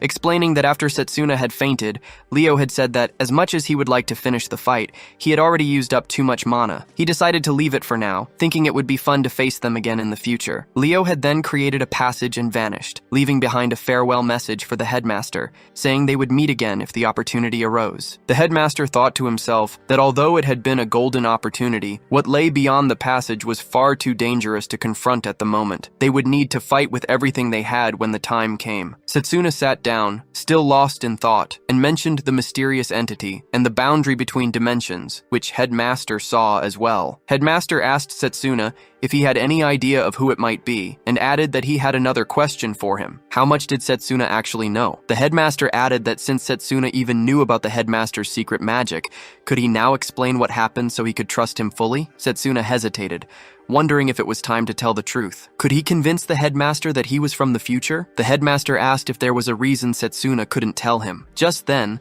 Setsuna had an idea and asked the headmaster to take a look at the Amulet of Resurgence. The headmaster, surprised, examined it closely and said it was the blessing of the spirit of time which had disappeared. If it had already been used in a different time, the possibility of time travel seemed likely. Setsuna explained that the headmaster had figured it out, that Setsuna had traveled from 10 years in the future, using the amulet after having lost everything. He then told the headmaster everything. The death god would destroy the world, and he, along with his followers, would kill the headmaster. The headmaster acknowledged that it was hard to believe, but the amulet's presence made it undeniable. Even though the spirit's power had made it possible for Setsuna to travel through time, the events of the future must have been incredibly shocking for Setsuna to endure, causing him to travel back an entire decade. The headmaster placed a hand on Setsuna's shoulder and said that South had really carried a heavy burden.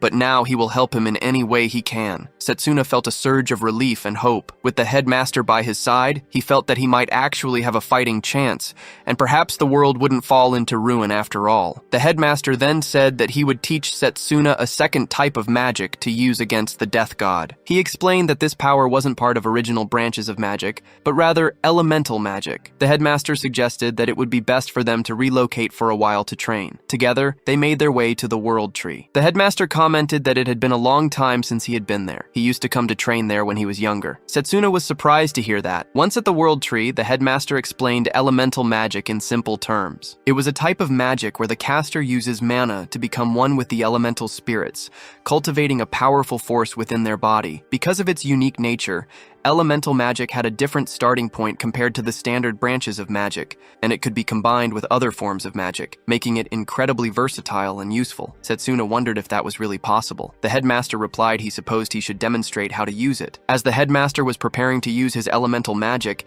his eyes glowed brightly. Setsuna noticed that the color of his eyes had changed, just like when the headmaster had battled Leo. The headmaster then suggested they play rock, paper, and scissors. Confused, Setsuna asked why, and the headmaster explained that since Setsuna was still injured, they couldn't exactly duel right now. He added that they could at least play a game to pass the time. They began playing, and the headmaster won every round, telling Setsuna to try again. They played multiple times, and every time, Setsuna lost. Finally, the headmaster explained that the power of elemental magic Spirit of Time granted Setsuna foresight, allowing him to see several seconds into the future. He further elaborated that various elemental spirits existed, and depending on the spirit one contracted with, they could gain unique abilities. For example, if one entered into a contract with the spirit of wind, it would be able to fly, and with the spirit of water, they could easily dodge attacks. Setsuna was amazed, realizing that mastering elemental magic could give him the ability to use melee magic in a multitude of ways. The headmaster then revealed that Setsuna wouldn't be able to practice this magic until he entered into a contract with an elemental spirit, and there was a crucial first step to take. Setsuna, curious, asked what the first step was. The headmaster explained that they needed to give it a try right then and there. He used his power to clear his mind and become one with nature. He instructed Setsuna to try feeling the presence of the spirits as they existed everywhere in nature. Setsuna concentrated, thinking about becoming one with nature. He focused on the spirits, hoping they would grant him the power to fight the death god, but nothing happened. He felt nothing. Frustrated, he thought that he couldn't feel a single spirit. The headmaster, noticing his frustration, explained that it seemed Setsuna's temperament was working against him. Setsuna wondered what he meant by that. The headmaster explained that in order to become one with nature, Setsuna needed to reach a trance-like state. He needed to empty his mind to truly feel the spirits around him. Setsuna tried to concentrate, but he found it difficult to focus. His mind wandered, thinking of how he was struggling to focus, and all he really wanted was to become stronger. Noticing his distress, the headmaster placed a hand on his shoulder and reassured him, telling him not to rush. He explained that it had taken him 3 whole years to truly feel the nature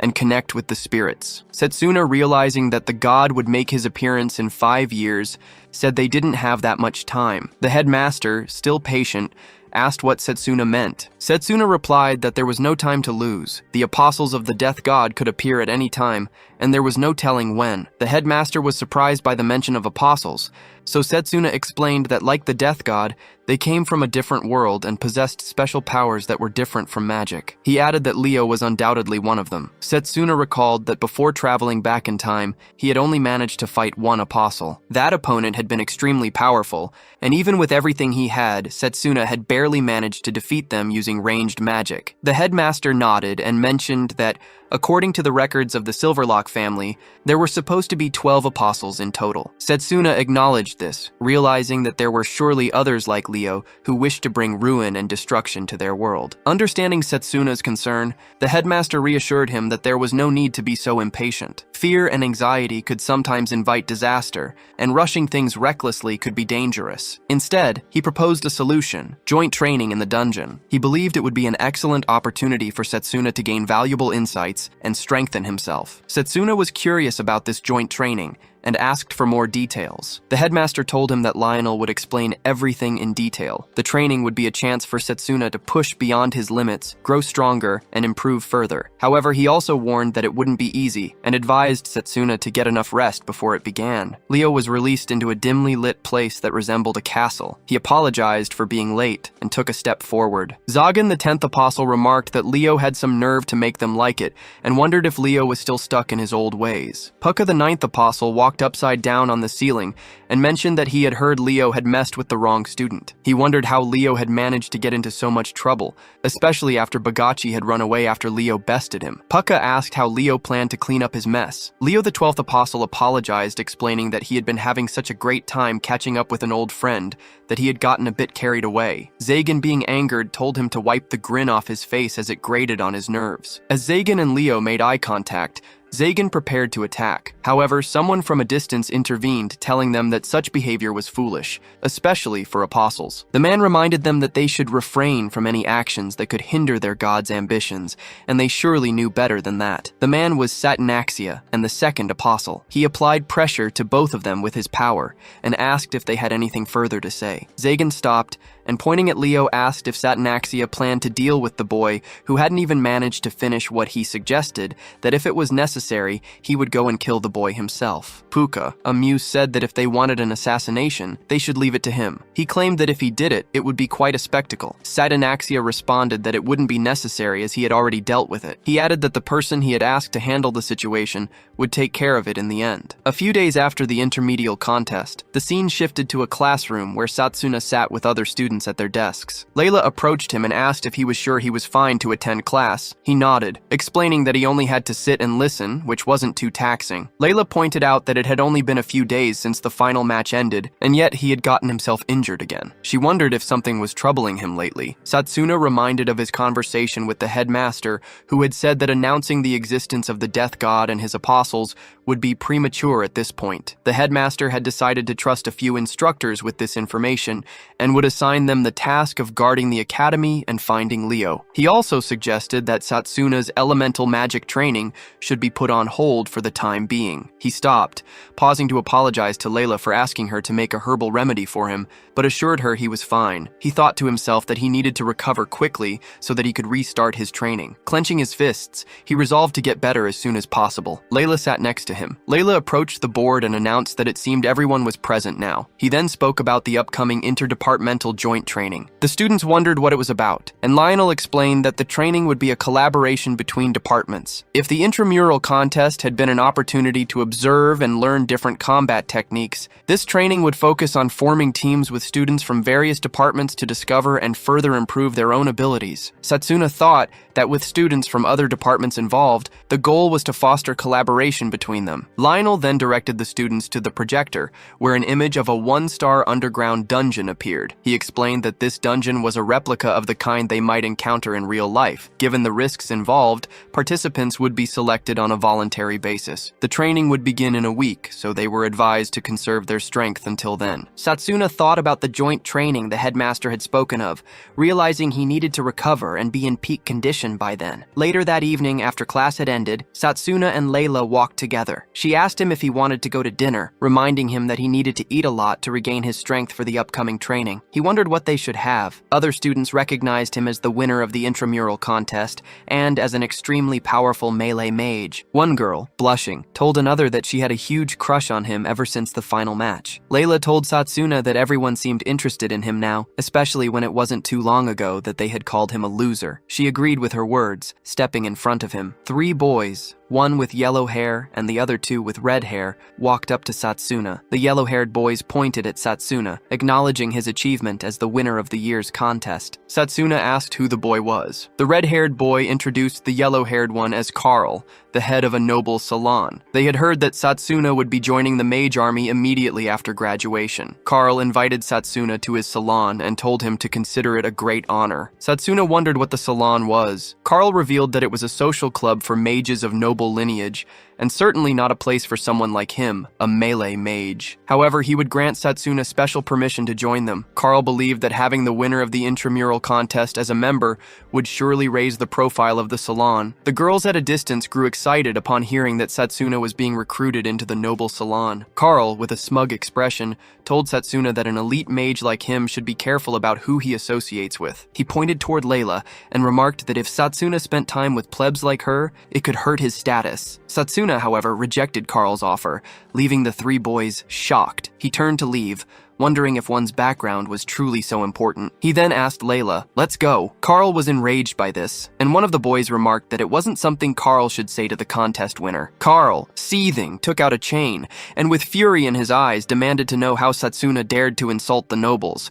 He was about to attack with a blade forged into the chain and rushed toward Satsuna. Satsuna calmly turned his head and saw Layla stepping forward. She stopped Carl, saying that dueling without permission was against the Academy's rules. She then clearly stated that if anyone was being rude here, it was Carl. Carl's attack was halted and he seethed in anger, questioning how a commoner like Layla had the nerve to stop him. The other two boys looked to Carl, concerned if he was all right. Carl reluctantly withdrew his hand from Layla, and the three of them left, with Carl vowing to tell his father about the incident. Layla smiled at Satsuna and thought to himself that she was growing as well. Just then, someone else called out to him. He wondered who it could be now. It turned out to be Carl, who waved her hand toward him. He mentioned that he was glad to see her getting better. Carl smiled and replied that it's all thanks to him. That's why she wanted to thank him properly. So she asked him to come to her room for a bit, and she even gets blushed a bit. Layla wondered what was going on. The scene shifted to Carl's room, where Carl welcomed Satsuna, Drago, and Layla, telling them that she was cooking a meal to thank them for saving her life, and that it would take a little while to finish. Satsuna, still feeling uneasy, insisted that she didn't mean to do that. Carl reassured him that it was nothing, and if he would wait, the meal would be ready soon. Layla offered to help Carl, pointing out that it would be a lot of work for one person. Carl thanked her for the offer. Layla thought that Carl had only invited Satsuna for the meal, but she couldn't help but imagine something a lot less innocent. Then Drago, confused, asked why he was invited as well. Carl smiled and replied that the more people, the merrier. Carl and Layla headed to the kitchen, where Layla remarked that she had never seen anything like it before. She had no idea there were foods that were good for healing. Carl explained that those were known as recovery foods. Satsuna, looking around the room, thought to himself about what the headmaster had said. Carl had virtually no memories related to Leo,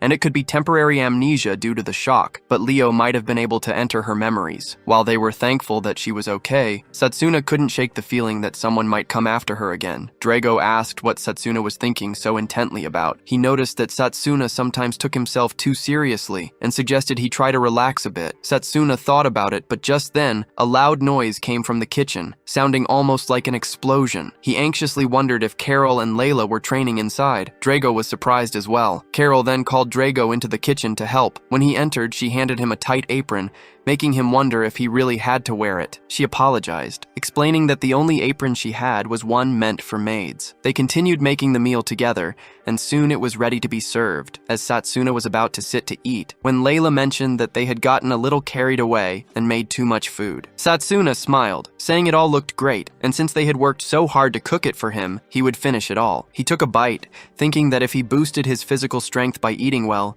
he could eat as much as he wanted without getting sick. As he kept eating, Layla came over and asked if he wasn't forcing himself to eat. He smiled and reassured her, saying it was all good. He then asked who had made the egg soup, as it had such an amazing umami flavor. Drago, grinning, responded that it seemed like Satsuna enjoyed the food he made, and there was still plenty left, so he should just eat up, as Satsuna did ask for another bowl. Carol was shocked that her cooking had lost to Drago's cooking. They all continued enjoying the meal, and Satsuna thought it was nice to spend time like this with everyone. It reminded him of the days before he traveled back in time, when he and his friends spent every day together, peacefully and happily. Vidrak had been the one to take that peace away from them, but Satsuna vowed that it wouldn't happen again. He wouldn't lose to Vidrak or anyone else again. The scene shifted to 2 weeks later, on the day of the dungeon joint training. A large number of students were gathered in front of the dungeon gate, chatting excitedly. Drago and Satsuna were among them, and Drago remarked that Satsuna seemed healthier that day. Satsuna replied that he felt great, and was a lot better, all thanks to the recovery food Drago had made. He truly appreciated it. Drago assured him that it was no problem,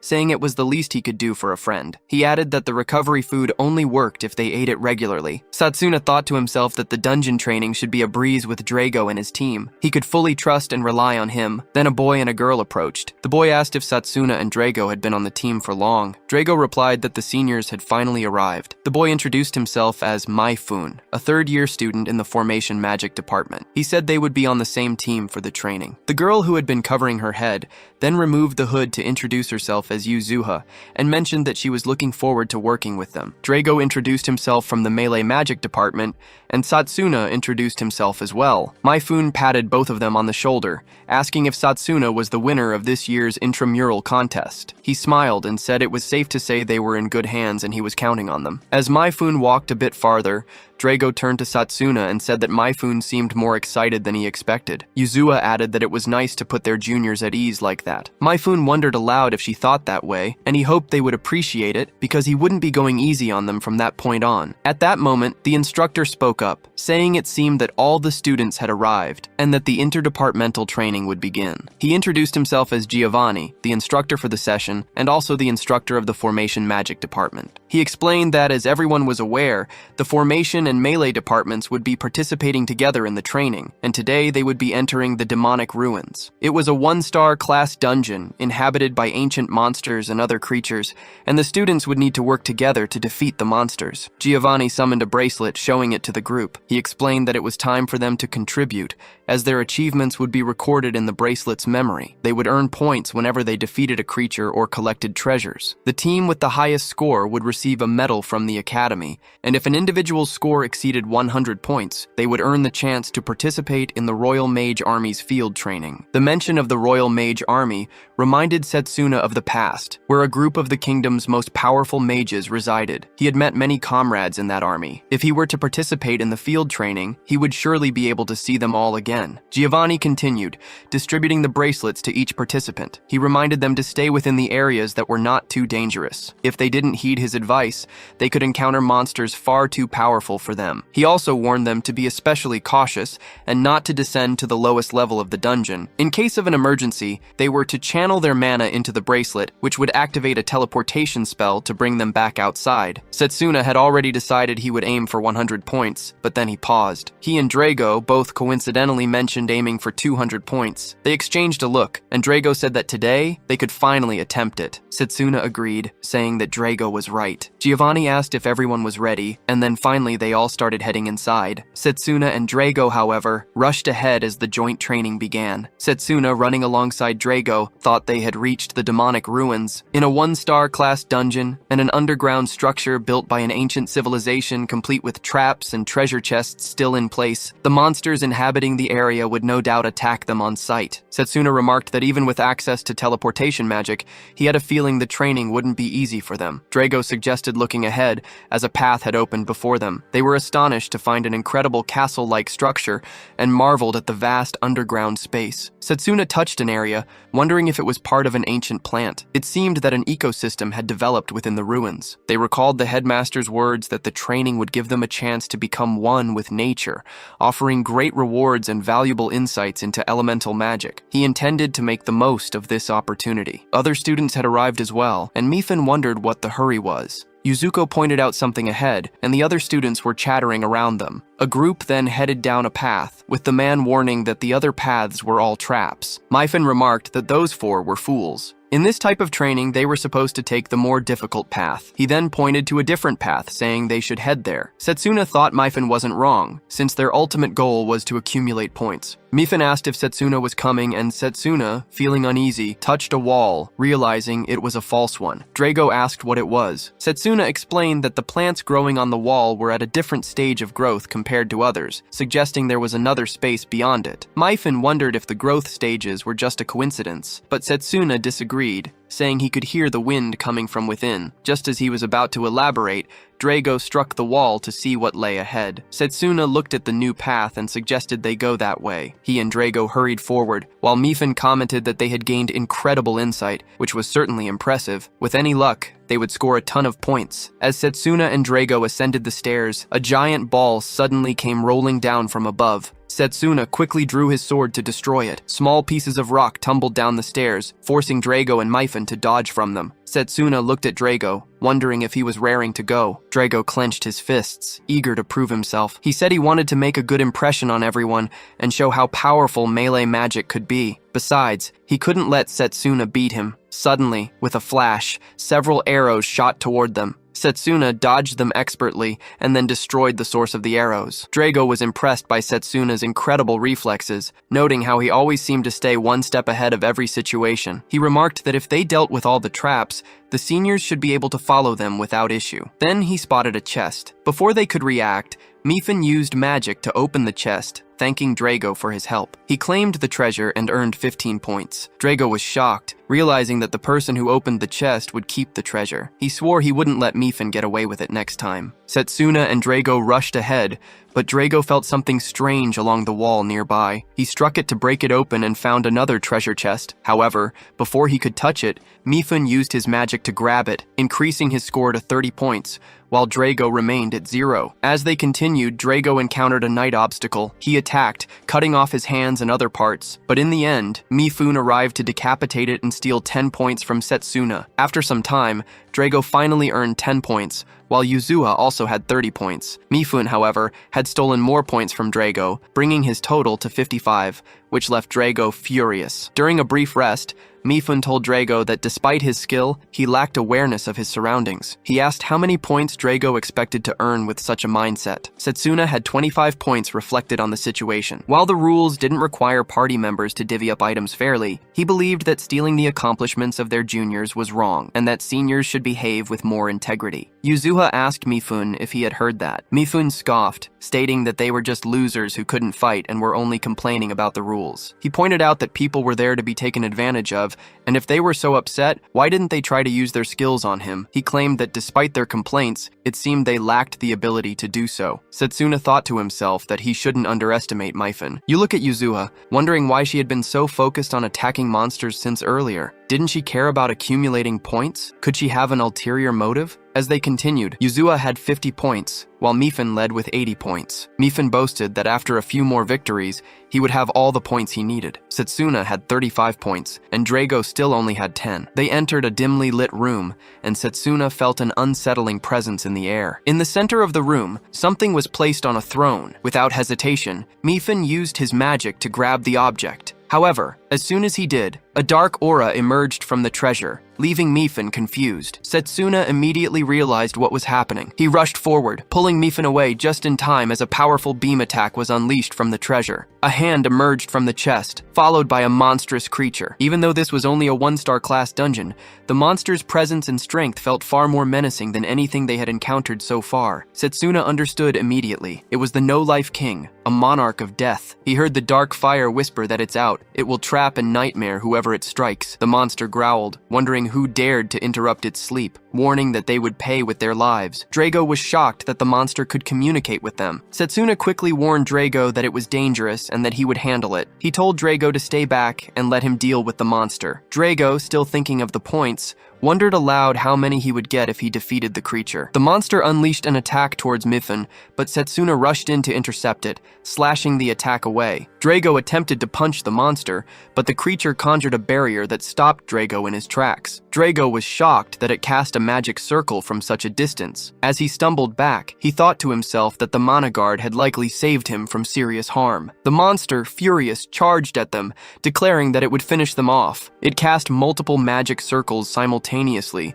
and Setsuna thought to himself, with such intelligence and magic, this monster must be at least a 4-star level. All the attacks struck at once, and a magic circle appeared in front of Mifune. Setsuna shouted at him to wake up just as Drago slashed at the magic circle near Mifune, staving him from the attack. Mifune regained his senses, and Drago extended his hand to help him up. Mifune accepted Drago's support to stand, but Setsuna quickly noticed that there were 2 more magic circles forming around Yuzuha. She wasn't moving, just standing still. Setsuna sprang into action, jumping to grab her and pull her out of harm's way. He asked if she was okay, and she nodded, thanking him for asking. Setsuna felt something was off. Yuzuha was acting strangely, but he wondered if he was reading too much into it. Meanwhile, Drago was cutting through the magic circles, clearing the way. Setsuna touched his bracelet and told Drago to use something. Drago understood immediately, and replied that he had been thinking the same thing. Mifune, however, had no idea what they were talking about. He figured it was none of his business and only cared about claiming the points and getting out as soon as possible. Drago looked at Mifune and asked if he was really planning to pull the same stunt again. Mifune denied it, claiming that he wouldn't do such a thing to the person who had saved his life. He said he would do the opposite, help them, but only so he could claim the points for himself later. Drago, however, was resolute. He wouldn't let Mifune steal his points this time. Setsuna, meanwhile, reflected on his past fight with Leo in the final blue field. He realized that his charged bullet hadn't been as powerful as it should have been, which had cost him the victory. That experience had taught him how important it was to master the basics before advancing further. Setsuna then recalled his conversation with Lionel when he and Drago had completed their court training. They had asked Lionel if there was anything else they could do to become even stronger. Lionel sighed as if he had no choice but to tell them,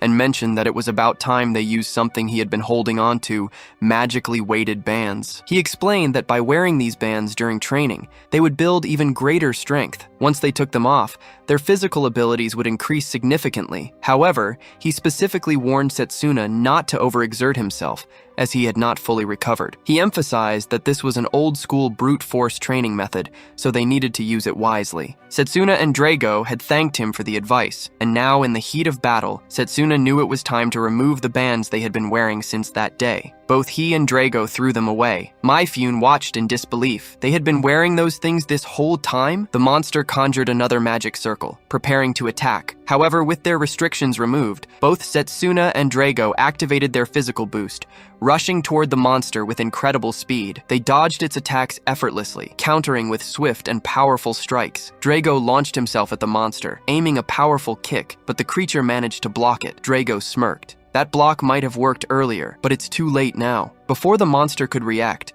both Setsuna and Drago landed a devastating blow at the same time. Mifune stood in shock. How are they so skilled? A massive explosion erupted, shaking the entire area. When the dust settled, the No-Life King was finally defeated. Their points skyrocketed by 50 each. Drago guessed that the points had been split evenly since they had taken down the monster together. Mifune, still stunned, couldn't believe what he had witnessed. Was this the true extent of their abilities? He had never seen a melee magic student anywhere near as strong as them. Just then, Setsuna turned to call out to Yuzuha, but she was nowhere to be seen. Suddenly, the ground trembled violently. A powerful earthquake shook the dungeon, and cracks started forming beneath their feet. Mifune lost his balance and was about to fall, but Setsuna caught him just in time. Then they noticed something alarming, a swarm of terrifying monsters appearing in the distance. The creatures roared, their eyes filled with rage, and within moments they lunged at the students. Panic spread as the students scrambled to escape. Setsuna's heart pounded. What was happening in this dungeon? As the monsters approached, Setsuna, along with Drago and Mifune, began killing them. Setsuna instructed that they should only focus on the heads of the monsters. While Mifune was eliminating them, he noticed that they weren't gaining any points from the kills. He realized that if Setsuna hadn't figured it out, it would have been the wrong time for them to be fighting these creatures. While killing the zombies, Setsuna deduced that the monsters,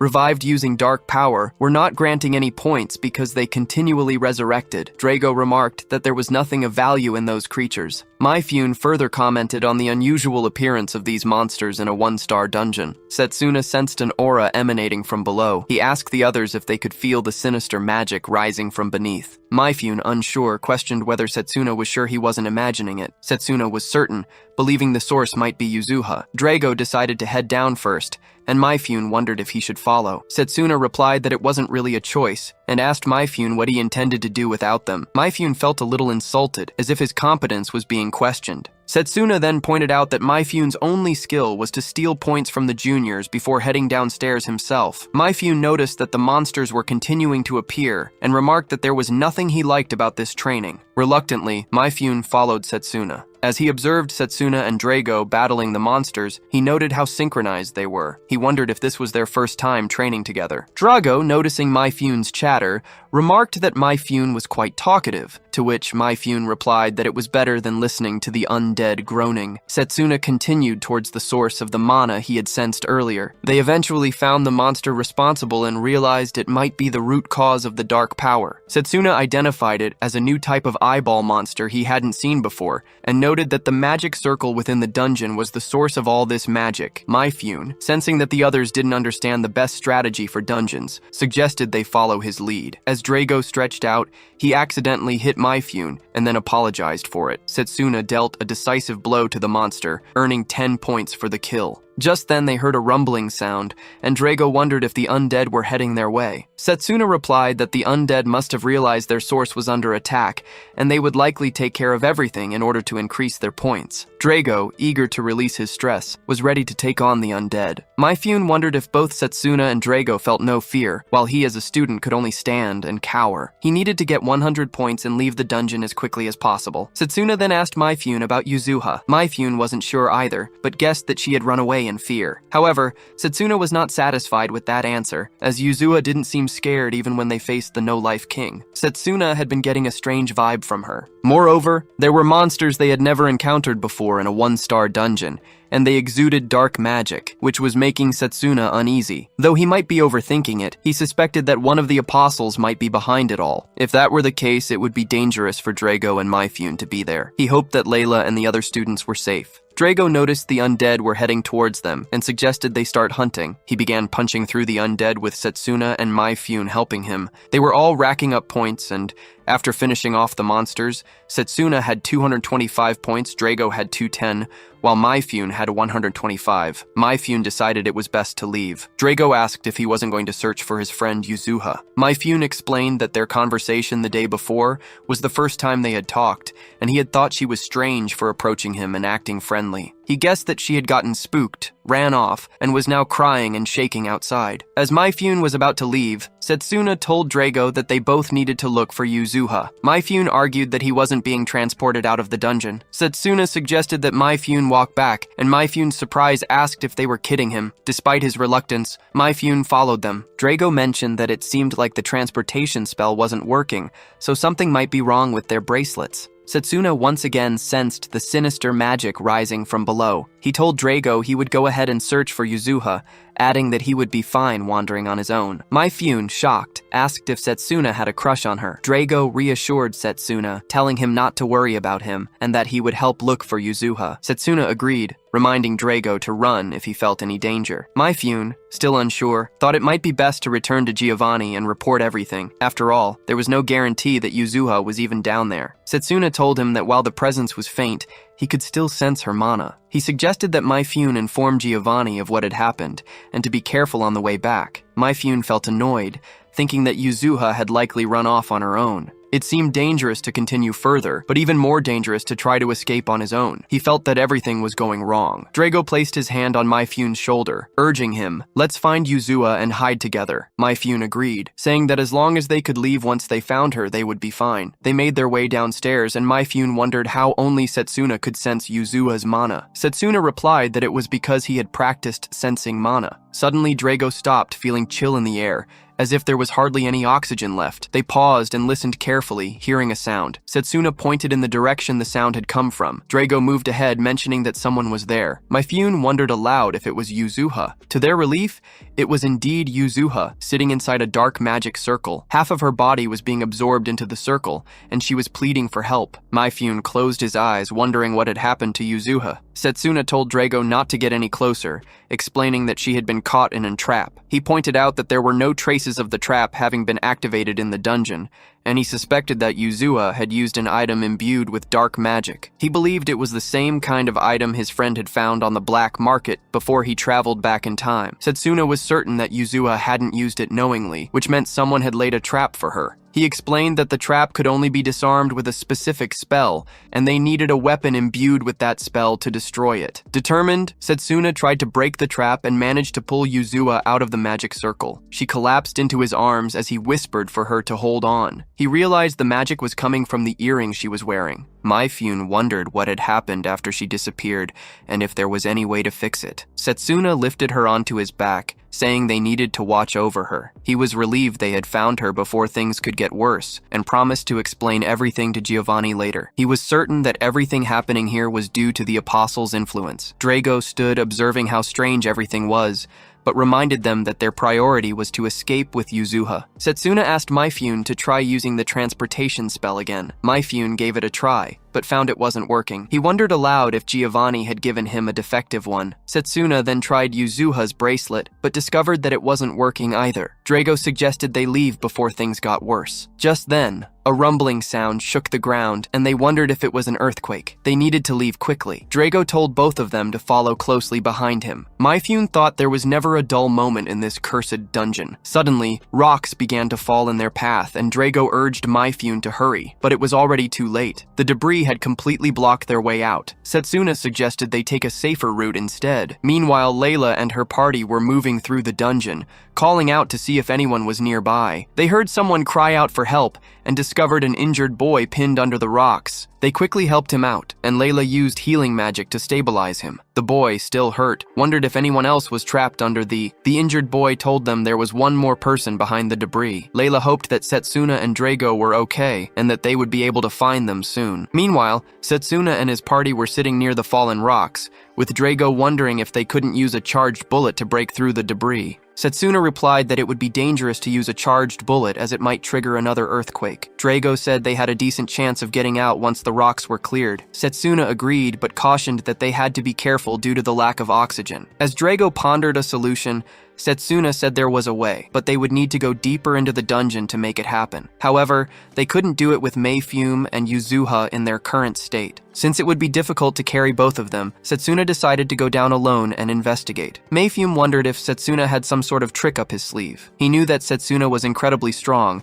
but there might be even more powerful monsters deeper down. He hesitated, not wanting Setsuna to risk his life. Setsuna wasn't sure, but he speculated that Earthquake was a result of the dungeon waking up. The failure of the transportation spell was likely due to the immense mana surrounding them, making the place no longer a one-star dungeon. Drago commented that Setsuna was sharp, having figured out what was going on almost immediately. Setsuna believed it was because he had experienced something similar before when he traveled back in time. Maifune told Drago to stay behind, wishing Setsuna good luck. Setsuna reassured them, saying, "Don't worry, I'll be fine," and asked Drago to mark the spot they passed through. He then left, promising to find a way out of the dungeon. As Setsuna made his way deeper into the dungeon, he wondered if he would be able to defeat the dungeon's boss with only melee magic. If he could use fire or purification magic, it would have been much easier to deal with the undead. Melee magic mainly relied on physical attacks, and its major drawback was the difficulty in performing elemental magic. However, for some reason, he felt a vast swirling power inside him. Meanwhile, Drago was clearing the rocks, and Maifune, observing him,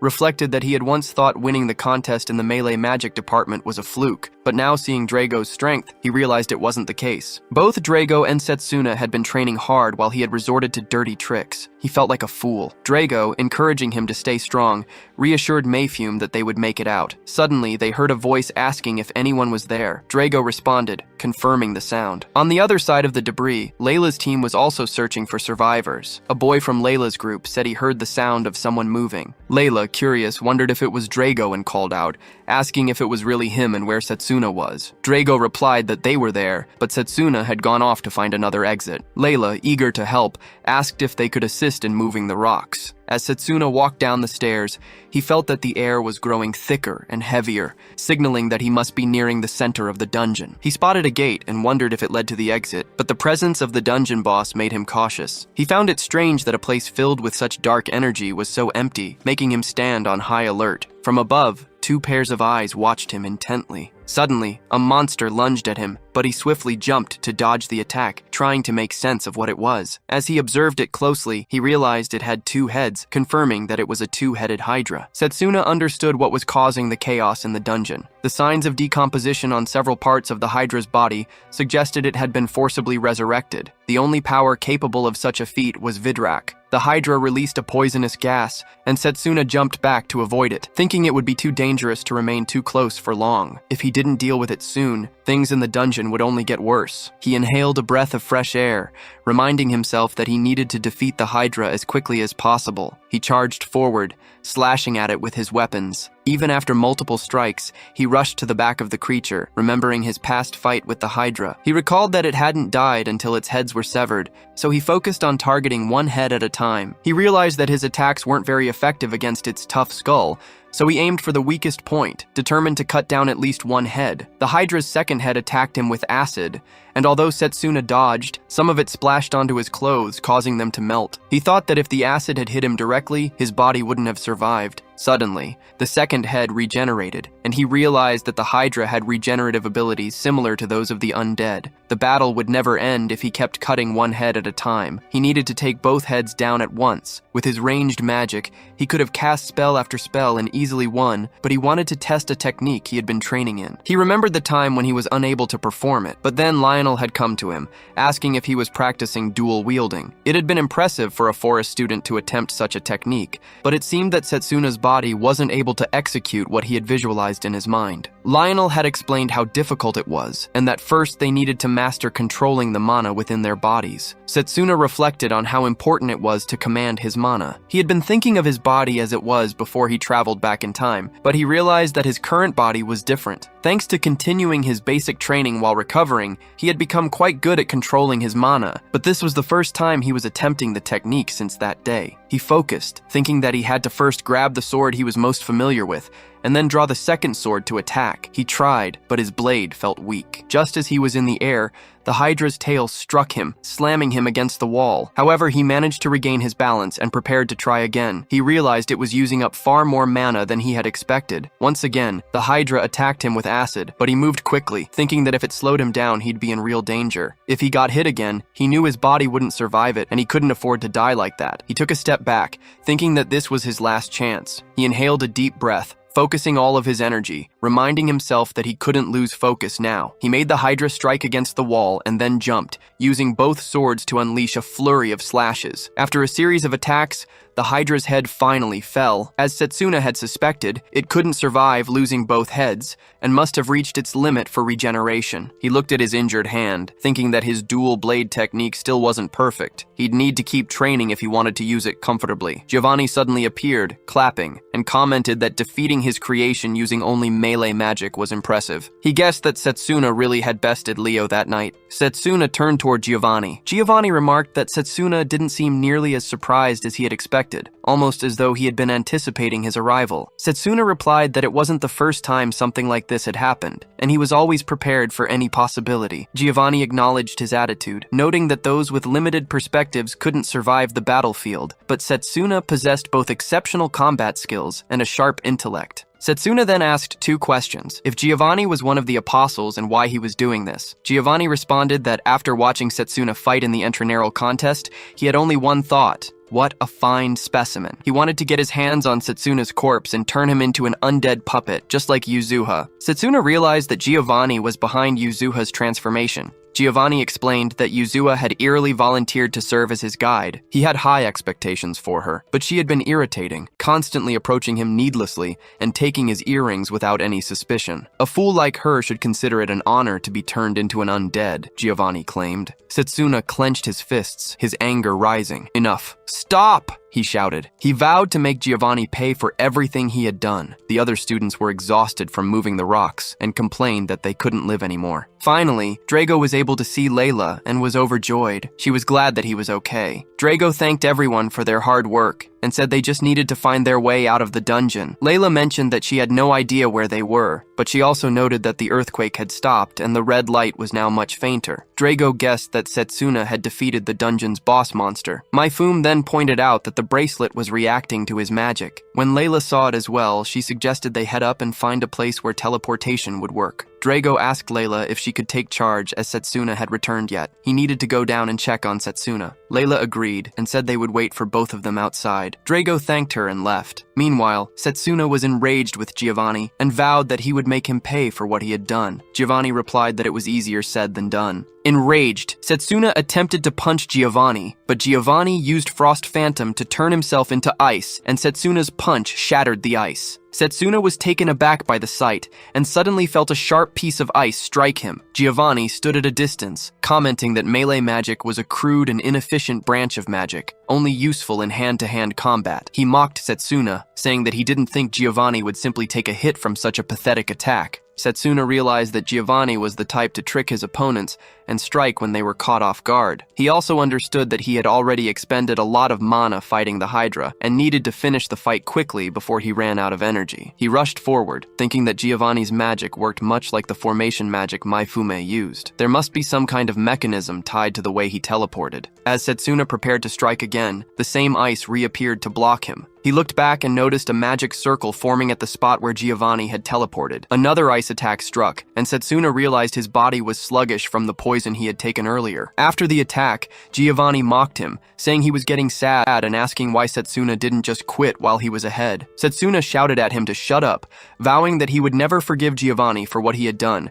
and that he would undo the curse he had placed on Yuzuha. Giovanni responded, commenting that Setsuna seemed to know exactly how to break the curse. Giovanni couldn't understand why Setsuna was so concerned about Yuzuha, but he explained that it was her reward for successfully luring him there. He added that if Setsuna still wanted to undo the curse despite that, he had a suggestion. Giovanni grabbed Setsuna's hair and pulled it, telling him to simply pledge his loyalty to Giovanni. Setsuna, enraged, refused and slashed at Giovanni once more. However, Giovanni appeared a little farther away, and Setsuna rushed forward to attack him. Giovanni realized that Setsuna had figured out his magic. Setsuna's strike severed Giovanni's arms, but Giovanni remained calm, commenting that Setsuna was a quick learner. He regenerated his arms and stated that he must add Setsuna to his undead collection, though it seemed there was still much he needed to teach him. Setsuna then realized that Giovanni was also undead. Giovanni confirmed this, explaining that he was on the verge of death when Vidrak appeared and granted him the power of immortality. Giovanni was reborn as Vidrak's ultimate masterpiece. He regarded humans as feeble creatures who age and crumble to dust far too easily,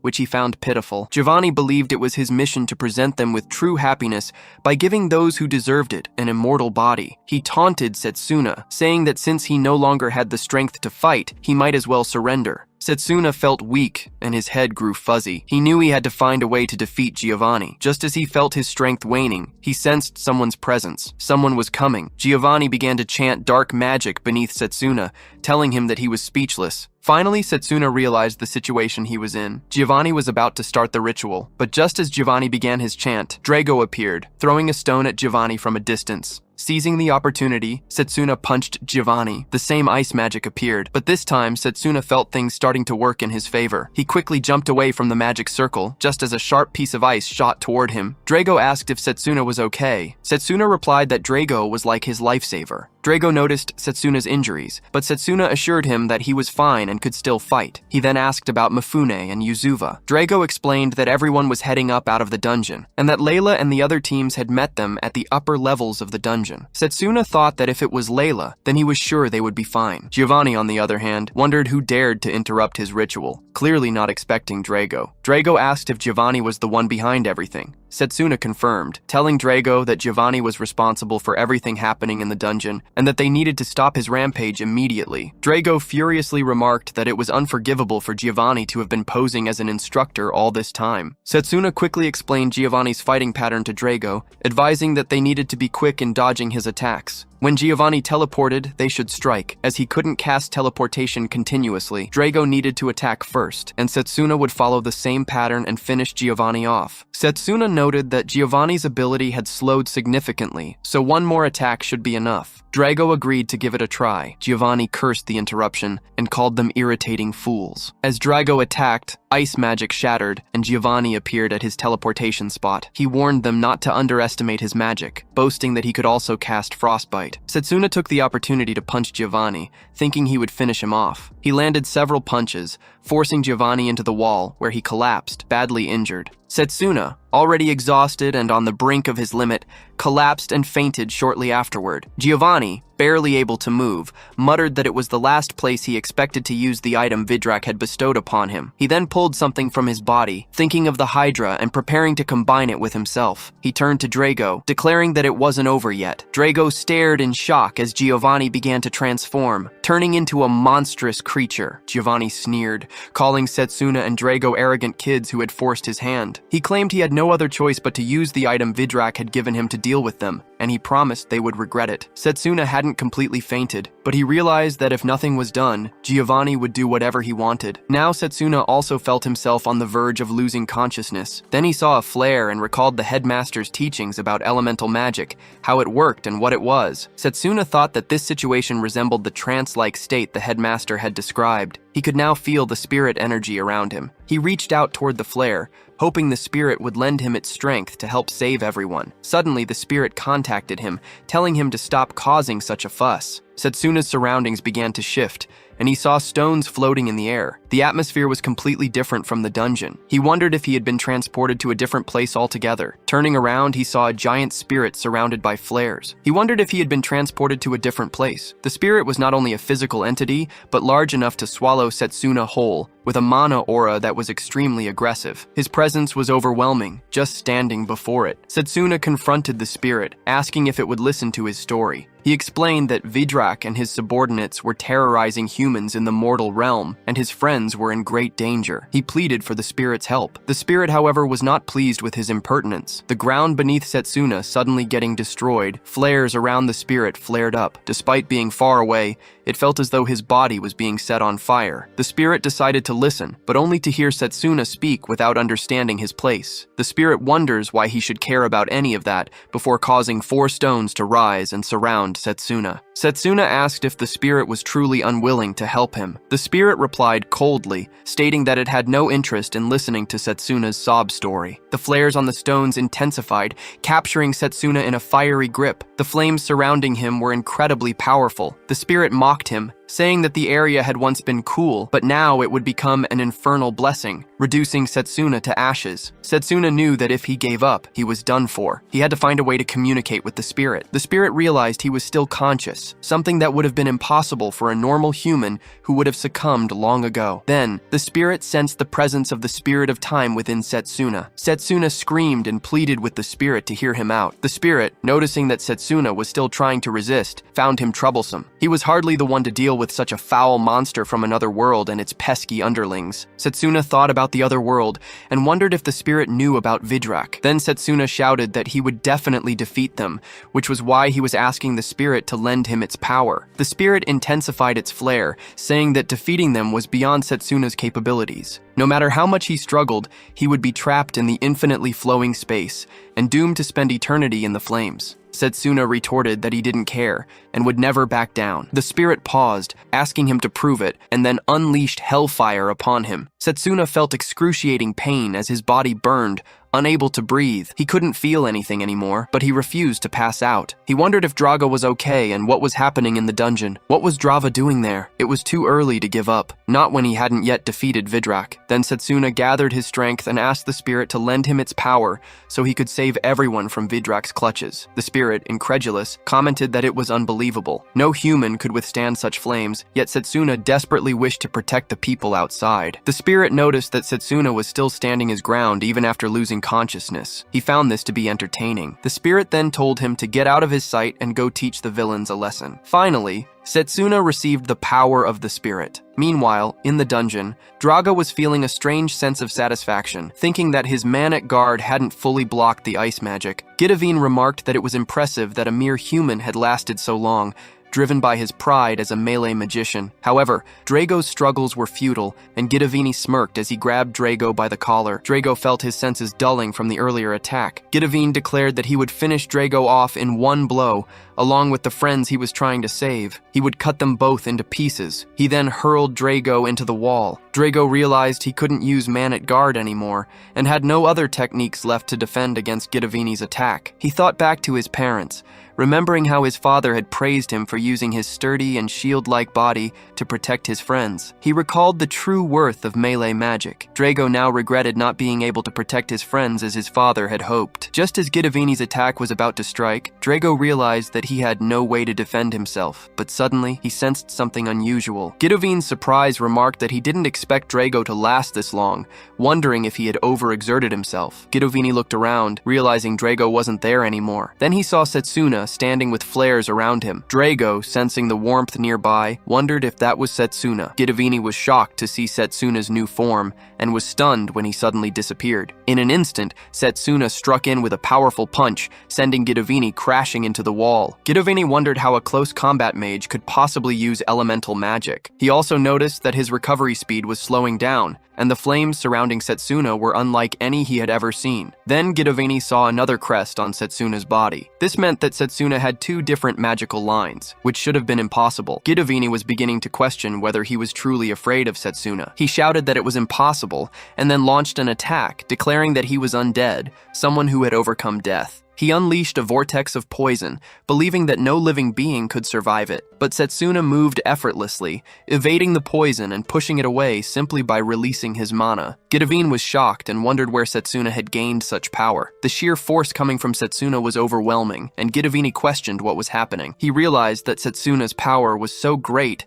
that he couldn't even control it properly, and he poked Setsuna for losing consciousness during the battle. Gidavini then slashed at Setsuna's back, hoping to injure him. However, Setsuna dodged the attack effortlessly. Gidavini was left stunned, wondering how Setsuna had managed to do that. Had he been moving purely on instinct? If so, Gidavini realized that as long as he could stop Setsuna's movements, he would win. Gidavini then landed a direct hit on Setsuna, telling him that now he wouldn't be able to move anymore. He acknowledged that Setsuna's power was worth noting, but ultimately, he was just a human in a battlefield full of dragons. Gidavini vowed to sever his head, declaring that being undead was far better than being human. Just then, Layla arrived to stop him. She apologized for being late and declared that she wouldn't let Gidavini hurt Setsuna anymore. Gidavini, still focused on Setsuna, hadn't noticed her arrival and now aimed to end her swiftly. Layla looked at Setsuna and noticed that he seemed to be losing consciousness, with the red hair and flames still surrounding him. She wondered what was happening to him. She vowed to do her best to protect Setsuna. Meanwhile, Setsuna found himself back in the place where he had met the spirit. The spirit mocked him, calling him a pathetic human to be consumed by such weak flames. Setsuna responded, saying the spirit didn't understand. He thought that the two of them had already assimilated, and just then he saw Layla's face. He asked the spirit how he could control the power and return to the real world. The spirit replied, telling Setsuna not to ask him, but to find the answer himself. It was the first time the spirit had ever granted his power to a human. Meanwhile, in the dungeon, Layla was struck by Gidavini's attack and fell to the ground. Despite her fall, she recalled the words Setsuna had told her before. As long as she had resolve in her heart, even someone like her could become stronger. He remembered a lady patting her head and telling her not to rush things, that as long as she resolved her heart, she would surely grow stronger. As Layla struggled against Gidavini's assault, the spirit grew excited, wondering if Layla's end would come along with Setsuna's. If that were the case, the spirit mused, then it would be the one to end Setsuna's life. Just as Gidavini made Layla fall to the ground, Setsuna rushed forward, unleashing the power of the flame spirit, an inferno of magic aimed directly at Gidavini. Setsuna told Gidavini that earlier he had mentioned immortality being a blessing, but that humans had a limited amount of time, so they had no choice but to work hard and grow. Setsuna reflected that it was at the edge of death when he had grasped the fire spirit's magic. Gidavini insisted it was impossible to achieve such power, but Setsuna defeated him. Layla, still recovering, called out to him, asking if he was really Setsuna. He nodded, telling her that everything was now fine. He approached her, thanking her for protecting him, and asked how her wounds were. She replied that she was fine, and was glad to see they were both okay as well. Drago, still surprised,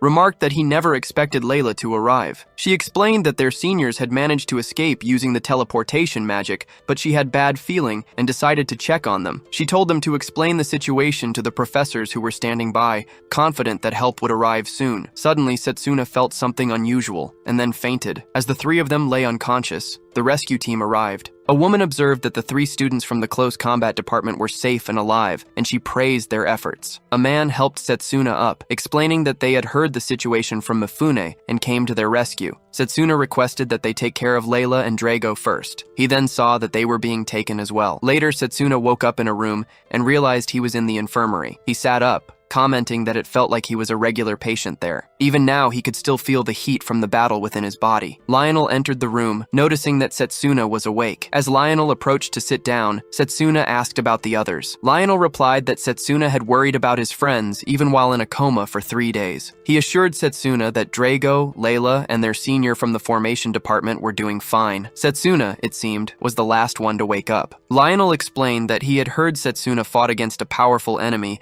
and the after effects of the incident had been resolved by the principal's orders. Setsuna thought it was good that there were still many things they didn't know yet. Lionel then apologized for the incident he had heard about from the principal involving Leo. He mentioned that there were others like him, dangerous individuals, and that an internal investigation had been ordered. However, the investigation had been delayed because of the recent events, and they had failed to notice Giovanni's ambition. Lionel expressed his regret that the students had been put in danger twice, and promised that such an incident would never happen again. As Lionel lowered his head in apology, Setsuna told him to raise it. He was about to say something when a sharp pain suddenly surged through his body. Lionel supported him, explaining that the pain was due to the after effects of using his mana beyond his limit. However, his wounds had already been healed with healing magic, so there was no need to worry. Lionel added that it was probably thanks to the person who had rushed in to treat Setsuna. Setsuna wondered who that person might be. Just then, someone knocked on the door. Lionel said the person had arrived on their own. The door opened and it was Professor Zachary, holding peeled apples for Setsuna to eat. Lionel playfully hit Zachary on the back, telling him not to say anything, and that he had something he wanted to say to Setsuna. Zachary, looking serious, apologized for how he had treated Setsuna during the orientation test. He explained that he had considered the close combat department to be weakest,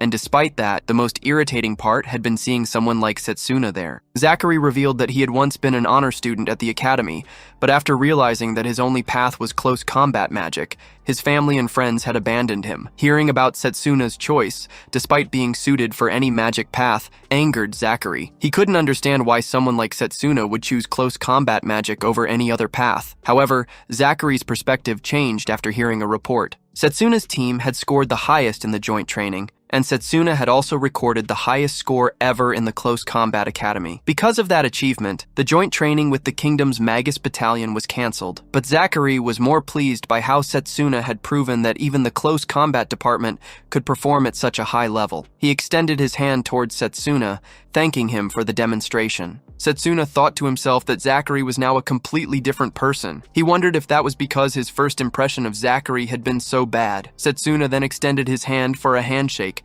saying that he too had to apologize and thank Zachary for saving him. Zachary nodded and said he would see Setsuna in class before leaving. Afterward, Lionel took out a glove, saying that the principal had asked him to give it to Setsuna. He mentioned that it wouldn't be practical for Setsuna to always wear bandages to cover his hand. The glove was designed for the spirit magic crest that Setsuna carried, an ancient magic crest no one had ever seen or heard of before. Setsuna asked if Lionel knew about spirit magic. Lionel revealed that spirit magic was also known as ancient magic, and it triggered the Great Magic War between mages 100 years ago, and everything related to it had been forbidden ever since. Lionel urged Setsuna not to use it in front of others, warning that if the Holy Church found out about it, it would spell disaster for him. Setsuna thought back to what he had learned in history about the forbidden magic used during the Great Magic War 100 years ago. He never expected that the specific magic would be spirit magic. Curiously, he'd asked Lionel how he knew about it. Lionel replied that the principal had briefly explained the details to him about the evil god, his apostles, spirit magic, and even about Setsuna regressing from the future. Only Lionel and the principal knew about this secret within the academy. Setsuna was relieved that Lionel knew about him,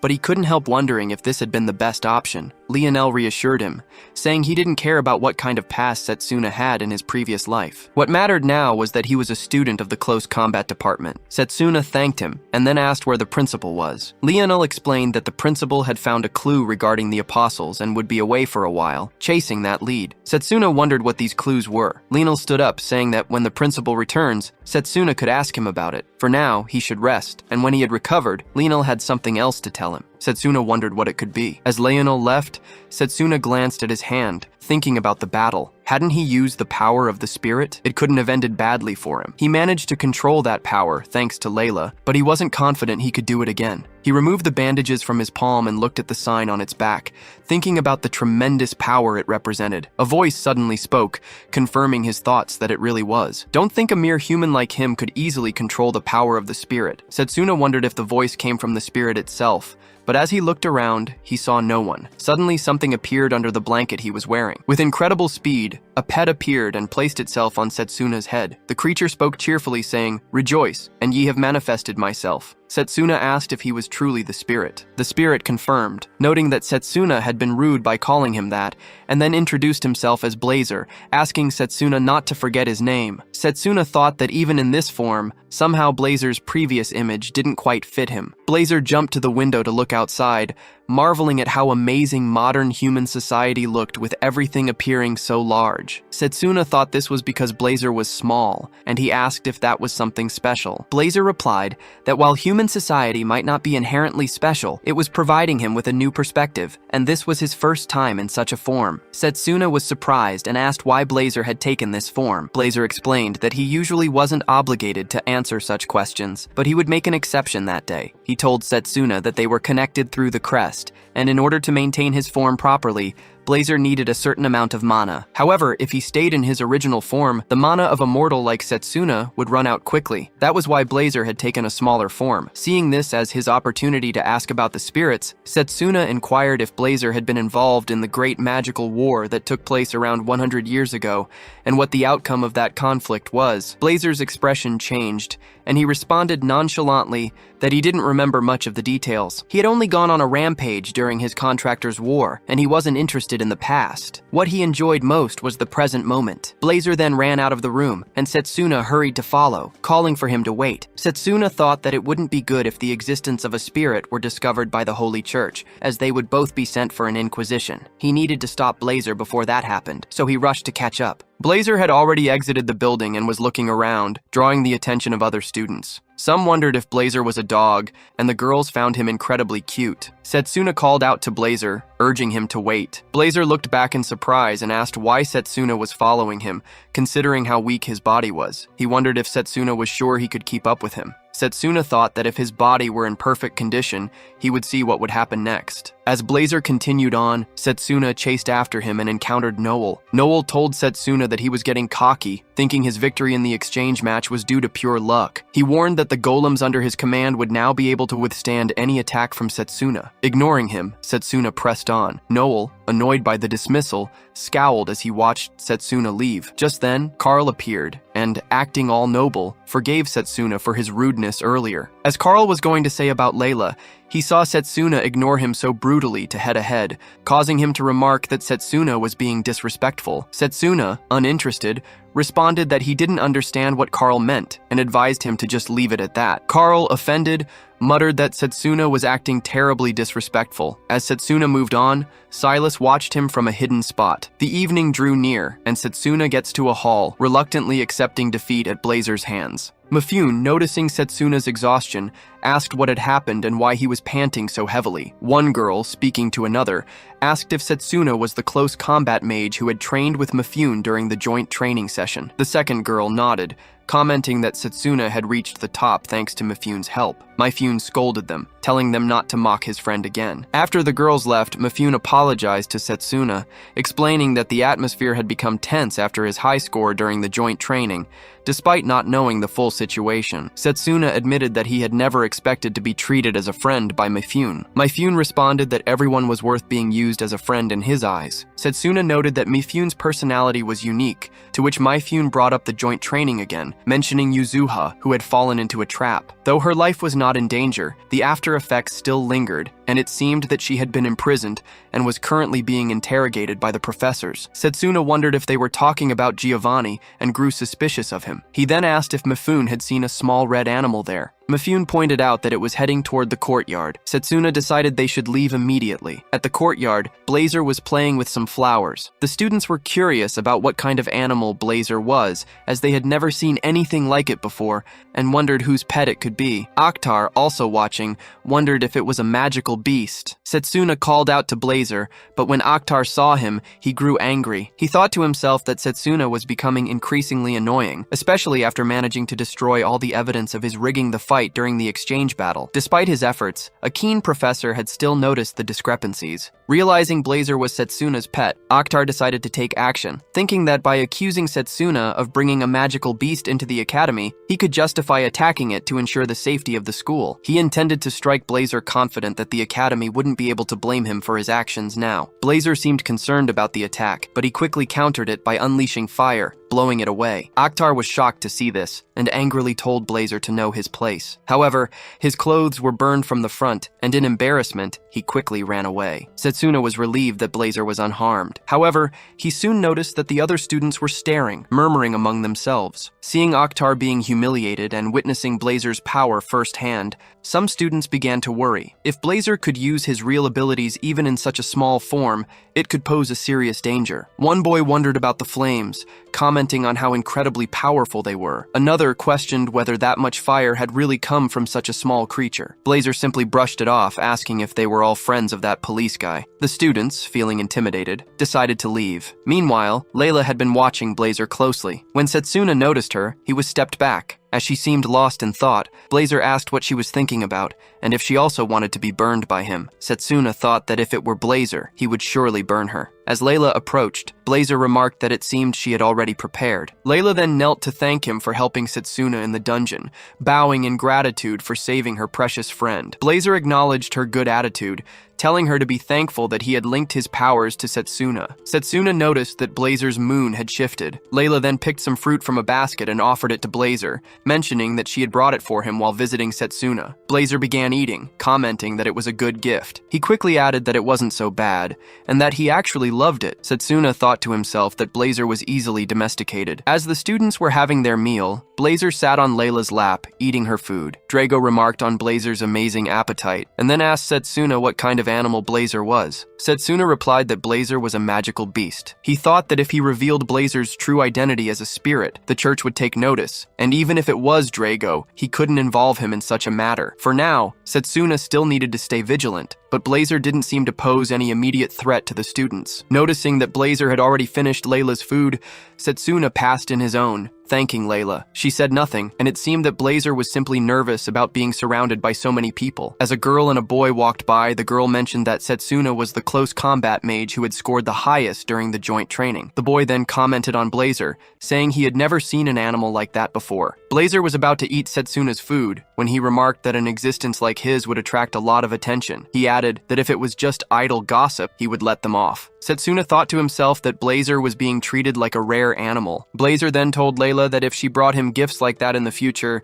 he would make her his subordinate. Setsuna was glad that he was the only one who could understand and hear Blazer's voice like that. Setsuna then called out to both Layla and Drago, thanking them for saving him in the dungeon. Layla replied that saving a friend was only natural. Drago, with his usual deadpan expression, pulled out something from his belongings. He showed an envelope and explained that his parents had heard the news about his high score during the joint training. They were so happy that they even sent a letter, making him proud to be a close combat mage. Setsuna was glad to hear this and smiled at the thought. Layla called out to Setsuna, expressing her concern about Giovanni's true identity. Setsuna admitted that he didn't know the details, but they might learn more once Yuzua's interrogation was complete. He thought back to when they first encountered Giovanni, suspecting he was an apostle. The only special ability Giovanni seemed to have was controlling the Hydra, and that power alone was something only an apostle could possess. Drago, looking serious, mentioned that he wanted to ask Setsuna about the power he displayed in the dungeon. He had seen the energy field made from Setsuna's mana, which didn't seem like close combat magic at all. Setsuna hesitated, unsure of how to respond. Layla then speculated that Blazer had lent his powers to Setsuna. Blazer, hearing this, remarked that Layla had a good eye since she had sensed where the power was coming from. Setsuna realized that Blazer had been completely domesticated,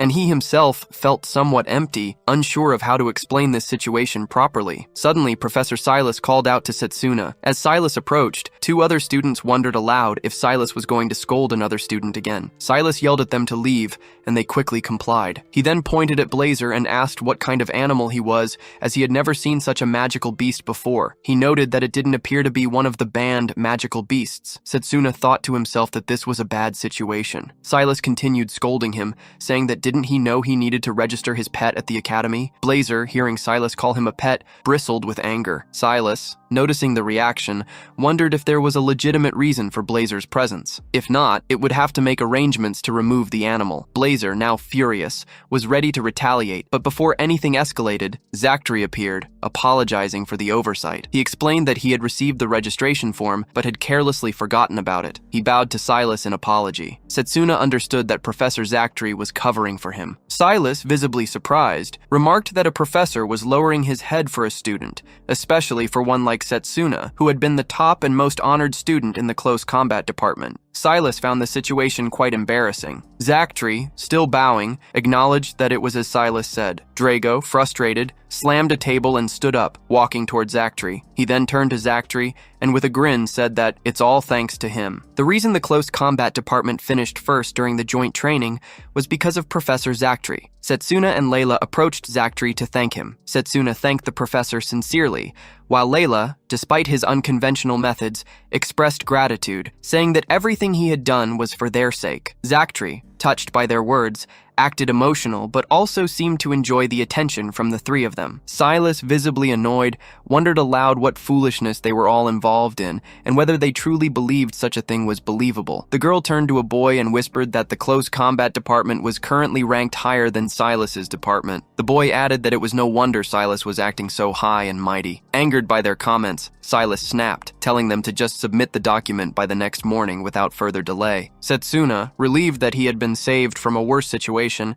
realized that Blazer was just on the edge of losing his temper, but it hadn't gone that far. He then thanked Zachary for his help, even though Zachary didn't know the full details, and appreciated that Zachary had come through for them. Zachary, with a smile, replied that he should be the one thanking Setsuna. He added that considering the circumstances, he was sure there was a reason behind bringing the magical beast. Draga, with admiration, said that Zachary was a role model for the other professors. Layla agreed, but Blazer, uninterested, dismissed the conversation as useless. After that, Blazer and Setsuna left the area. As they walked, a bird flew toward them, carrying a scroll. Setsuna read it and found that it was a letter congratulating him on his success with spirit magic. The letter also expressed concern, warning that the principal was worried Setsuna might struggle to control the magic while still recovering from his injuries. The principal, wishing to teach him personally, was unavailable and had arranged for someone else to instruct him in his absence. Setsuna wondered who this person could be and how they would help him control the spirit magic. The letter continued, stating that Layla would be introducing this individual to him. The principal concluded by wishing Setsuna good luck. Setsuna felt grateful to the principal for the support. The scene then shifted to a house where an old lady was reading a letter. She scoffed, muttering about how nonsensical the contents were. A girl was sweeping nearby with a bucket full of water beside her. The old lady complained about having to teach someone else how to use spirit magic. She was upset that the principal had exposed her methods without her permission. She added that even though the boy, Setsuna, was recommended by the principal, she would not forgive him if he turned out to be incompetent. If that were the case, she would deal with him personally. The scene shifts to the Urgent Magic Conference, where Principal Danhan reported what he had discovered. Someone even asked him if he thought that would be enough to resolve the issue. Another individual mentioned the signs of the emergence of the evil god and the dark apostles, which made hearing Danhan's words seem all the more alarming. A lady noted that Danhan didn't have any concrete evidence. Danhan responded that no evidence had been left behind by their enemies, which was precisely why he had come to them seeking assistance. Some were unable to accept it, while another person suggested that Danhan might have already forgotten something important. After the meeting, Danhan stepped outside the room to meet Leon, commenting on how hectic a meeting had been. Lionel, who was there, said it was to be expected. Danhan sat down, acknowledging that it was understandable that they didn't believe him. Lionel pointed out that they were dealing with forbidden spirit magic, a matter that couldn't be easily discussed. Danhan replied that the fact such an event had occurred could not be ignored, and that if the apostles made their move, his proposal would at least be a step towards something useful. Danhan then asked about Setsuna's condition. Lionel explained that Setsuna was recovering well, though he was still pushing himself too hard. It would take some time for him to fully recover. Danhan remarked that the new teacher for Setsuna would be quite strict. After all, he hoped that Setsuna would fully recover before meeting that person. Meanwhile, as Setsuna slept in his room, Carol sat beside him, watching over him. He woke up, surprised to see her, and asked why she was there. She replied that she had heard he was unwell and had come to bring food to aid his recovery. As she opened the food boxes, she explained that the recipe was something Drago had taught her. Setsuna thanked her, especially for taking care of Blazer since the previous day. Carol reassured him that it wasn't a problem, mentioning that they had walked around the town together with Layla. She also brought some fruits to feed Blazer, whose voice was so cute, like a Q sound. Setsuna understood why others thought Blazer was so adorable. Carol commented on how amazing Layla was, as she had treated Blazer without any trace of hostile manner. Setsuna asked if that was really true, and Carol confirmed, saying that Layla had done it as though it were the most natural thing in the world. She explained that treating someone without creating any walls was important, especially when doing something difficult like that. Since Carol was always with her phantom beasts, she could sense how much they appreciated being treated with kindness. Setsuna said that was typical of Layla, and he thought she had been taking care of him ever since the incident in the dungeon. He couldn't just remain passive throughout the whole ordeal, and as soon as his body fully recovered, he would need guidance on how to use spirit magic. Carol then set the rest of the food aside and said she was leaving for class, asking him to make sure he returned with Blazer. As she left, Setsuna thought about how Carol and Layla were taking care of Blazer, while he needed to gather as much information as possible about spirit magic. He had read in a book that 200 years ago, a great war had occurred. The followers of an individual tried to control other magi, and the two sides fought across the continents. The power of outside magic was immense, but only a few magi could wield it. And in the end, the magi had won, leaving the world peaceful. The moment an ancient magic user was discovered, they would be interrogated and purged, and the knowledge itself was considered too dangerous to spread. This was why Setsuna had to keep his contract with Blazer a secret. He lay back, thinking about how he had never known spirit magic in his past life. If he could master this power, he would be one step closer to defeating the evil god. But he also thought about the events in his current life. The encounter with Leo during the exchange match and Giovanni's berserker during the joint training, neither of which had occurred in his previous life. If history was being altered, was he making the right choices? A few days later, it was the day Setsuna had fully recovered and was ready to train with Lionel. Carol didn't seem happy and asked if he was really sure about it. He agreed, saying it was during the academy holiday. Drago mentioned he would train hard so that he wouldn't lose to Setsuna. Setsuna replied that he was looking forward to it. Layla was sad, as she would have to stay away from Blazer and felt she would be lonely. Blazer asked her to prepare a lot of fruits for when he returned. Setsuna appreciated everything Carol and Layla had done for him, and now he was leaving. Carol and Layla wished him to be careful. Lionel remarked that Setsuna really had good friends. Setsuna agreed, thinking about how his main concern was Blazer. He worried about whether he could take care of Blazer on his own. He couldn't just let Layla handle it all the time. The two of them reached the place where they would take the carriage, as the journey ahead was long. Setsuna suggested using the lizard carriage,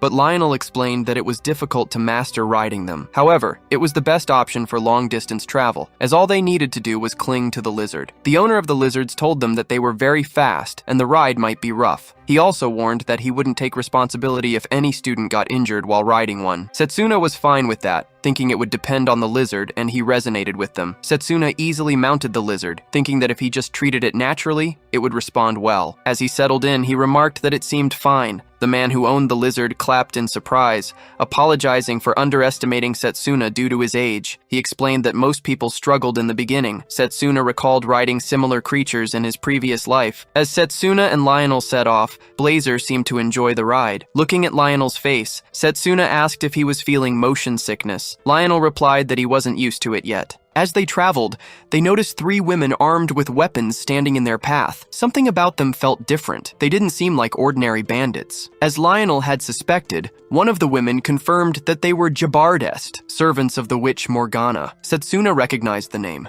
It was written in the letter he had received from the principal. The woman then addressed him, identifying him as a spirit magic magus. Lionel explained that they were on their way to meet their master, and he questioned if the 3 had come to retrieve them. Just then, one of the women spoke in a completely different tone, stating that she had no interest in meeting a mere close combat mage. The shift in voice was so drastic that Lionel immediately asked if they were Morgana's servant. Setsuna dismounted, trying to figure out who they really were. Lionel quietly told him that these were not humans. Realizing this, Setsuna understood. They were dolls created through alchemy. One of the women looked at Setsuna and commented that he was probably chosen by a spirit by sheer coincidence. If she was wrong, she challenged him to prove it by defeating them. Without hesitation, they launched an attack. As one of the women attacked Setsuna directly, he swiftly raised his sword, blocking the strike. Meanwhile, Lionel made the lizard step back, then countered with a powerful punch against their attackers. Setsuna analyzed the situation, realizing that for dolls to possess such immense power, their master must be exceptionally strong. The woman smirked, noting that Setsuna was in trouble as expected. She added that she had no obligation to teach a close combat magus about spirit magic. Lionel, annoyed by her arrogance, stated that she was looking down on them. He then summoned a giant sword, declaring that if she intended to fight seriously, he would do the same. Setsuna thought that in order for Morgana to accept him, he would have to defeat the dolls. Lionel told Setsuna that they didn't have any other choice, so they had to fight. The women attacked with a giant magical ball, and Setsuna, along with Lionel, reacted quickly. Lionel mentioned that they didn't have to dodge the attack, but should just keep pushing forward. He gave Setsuna a signal and cut through it, and Setsuna realized how powerful the blade was. A lady then spoke that they seemed quite capable. As she did, the 3 women rushed to attack once more. Setsuna noticed that their weapons were charged with lightning. One of the women swung her weapon at Setsuna, and he managed to dodge just in time. Another woman aimed a blast of black lightning at both Setsuna and Lionel, and they both leaped to avoid it. The 3rd woman was about to strike when Lionel warned Setsuna that if the attack hit them, they would be electrocuted. Setsuna understood and jumped out of the way, narrowly avoiding the spread of electricity. Morgana observed that if they were weak against the elemental magic, they would eventually outlast and overpower mages, who couldn't defend against such attacks. Setsuna thought about why close combat mages were weak against elemental attacks. If the attack hit them, their bodies would suffer the consequences, while those who used external mana would take less damage. This made it almost impossible for close combat mages to endure such attacks. Morgana commented that even the modern magus armies still used golems or summoned beasts to fight on the front lines. She claimed that close combat mages were relics of the past, and that Setsuna and Lionel wouldn't be able to win against her dogs in close-range combat. Setsuna replied that it was true that close combat mages have fallen out of favor, but that didn't mean they lacked potential. He dodged to get closer to one of the women, saying that close combat magic still had its place. With that, he delivered a powerful punch. Meanwhile, Lionel fought against the 2nd woman, and when he saw an opening, he punched her in the back, explaining that he hadn't destroyed her, only incapacitated her. As the women continued battling with Setsuna, Lionel dodging attack after attack, Setsuna focused and began channeling power into his hand. He thought carefully, imagining the strongest weapon he could create in this situation. When one of the women attacked him with her weapon, he jumped to dodge, then used the nearby tree branch to leap into the air and deliver a powerful kick from behind. Morgana, observing this, remarked that they were altering the structure of the mana blade and trying to use the environment to his advantage. Lionel was also fighting against another woman. Setsuna noted that his strikes were meant to target Lionel's opponent and thought about how his polished body, honed through training, combined with his technique and mana control, was making all of this possible. If they used their abilities properly, they wouldn't be lacking in close combat. An attack struck to the ground and Lionel quickly jumped back. The 3 women joined hands and Morgana sent a message implying that no sneak attacks would work against them. She wondered how they would manage to break through the elemental magic at close range. The women conjured a magic ball, and Setsuna thought that if they didn't attack him directly, he might be able to break it with a charged bullet. However, its firepower would surely diminish due to the water magic they were using. Blazer suddenly appeared, claiming that breaking the magic was easy. He said that if they used his power, they might even destroy the entire forest. Setsuna's elemental magic activated, flares of energy surrounding him. Blazer praised him for maintaining his focus, and now he was going to increase the firepower to burn them down. As Blazer increased the intensity, Setsuna felt a sharp pain and asked him to hold off. Blazer stopped, asking why Setsuna was hesitating. Didn't he want to defeat the 3 women? Setsuna explained that while he did want to win, this was a test of his own strength. Blazer called him ridiculous. Just then, the magic barrier disappeared, and Morgana instructed her maids to bring Setsuna to her. Lionel, confused, wondered what had just happened. The women apologized for their rudeness and asked him to follow them. Eventually, they reached a large house where Morgana was waiting, standing next to a girl. She called out to Setsuna by name, and he realized it was Morgana. She asked why he hadn't used spirit magic in the battle. Against a shield made of water, his close combat magic would have been ineffective, and using it might have failed him. Setsuna replied that it was exactly as she said, but he had to hide his spirit magic at all costs. That was why he had chosen not to use it against enemies he didn't know. Furthermore,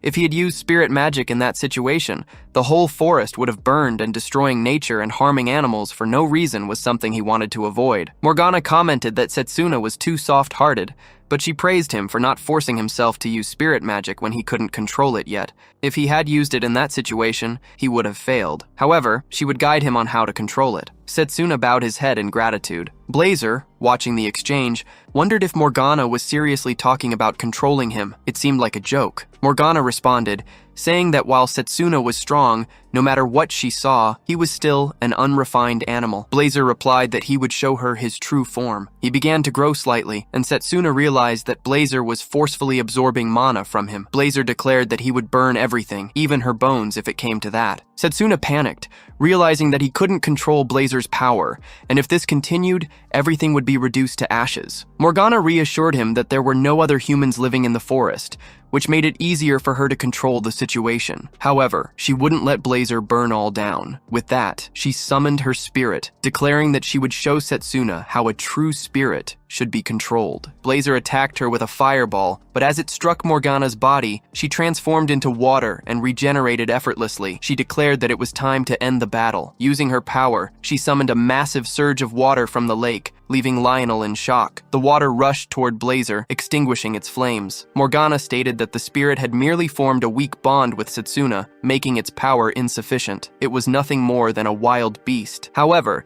if Setsuna were to establish a true bond with his spirit, he would be able to control its manifestation and power freely. He contemplated the idea of mastering nature to such an extent. After the battle, Morgana explained that there were 3 stages of mastery in spirit magic. The first stage was becoming one with nature. The second was entering the spirit world at will, confronting the spirit and earning its genuine recognition. She had heard that Setsuna had forced a contract without even properly completing the first stage, which was why his spirit magic remained incomplete. Frustrated, Morgana scolded Daham, calling him a brat and accusing him of failing to teach Setsuna properly. Setsuna was taken aback. How could Morgana refer to the headmaster in such a way? Morgana then revealed that the forest was home to many spirits, making it the ideal place to reach a state of selflessness. Starting the next day, Setsuna's training would begin. Morgana asked him to demonstrate the qualities that had led the spirit to choose him. He agreed, and the following day, she observed him meditating in the forest. Throughout the day, he not only practiced diligently with the others,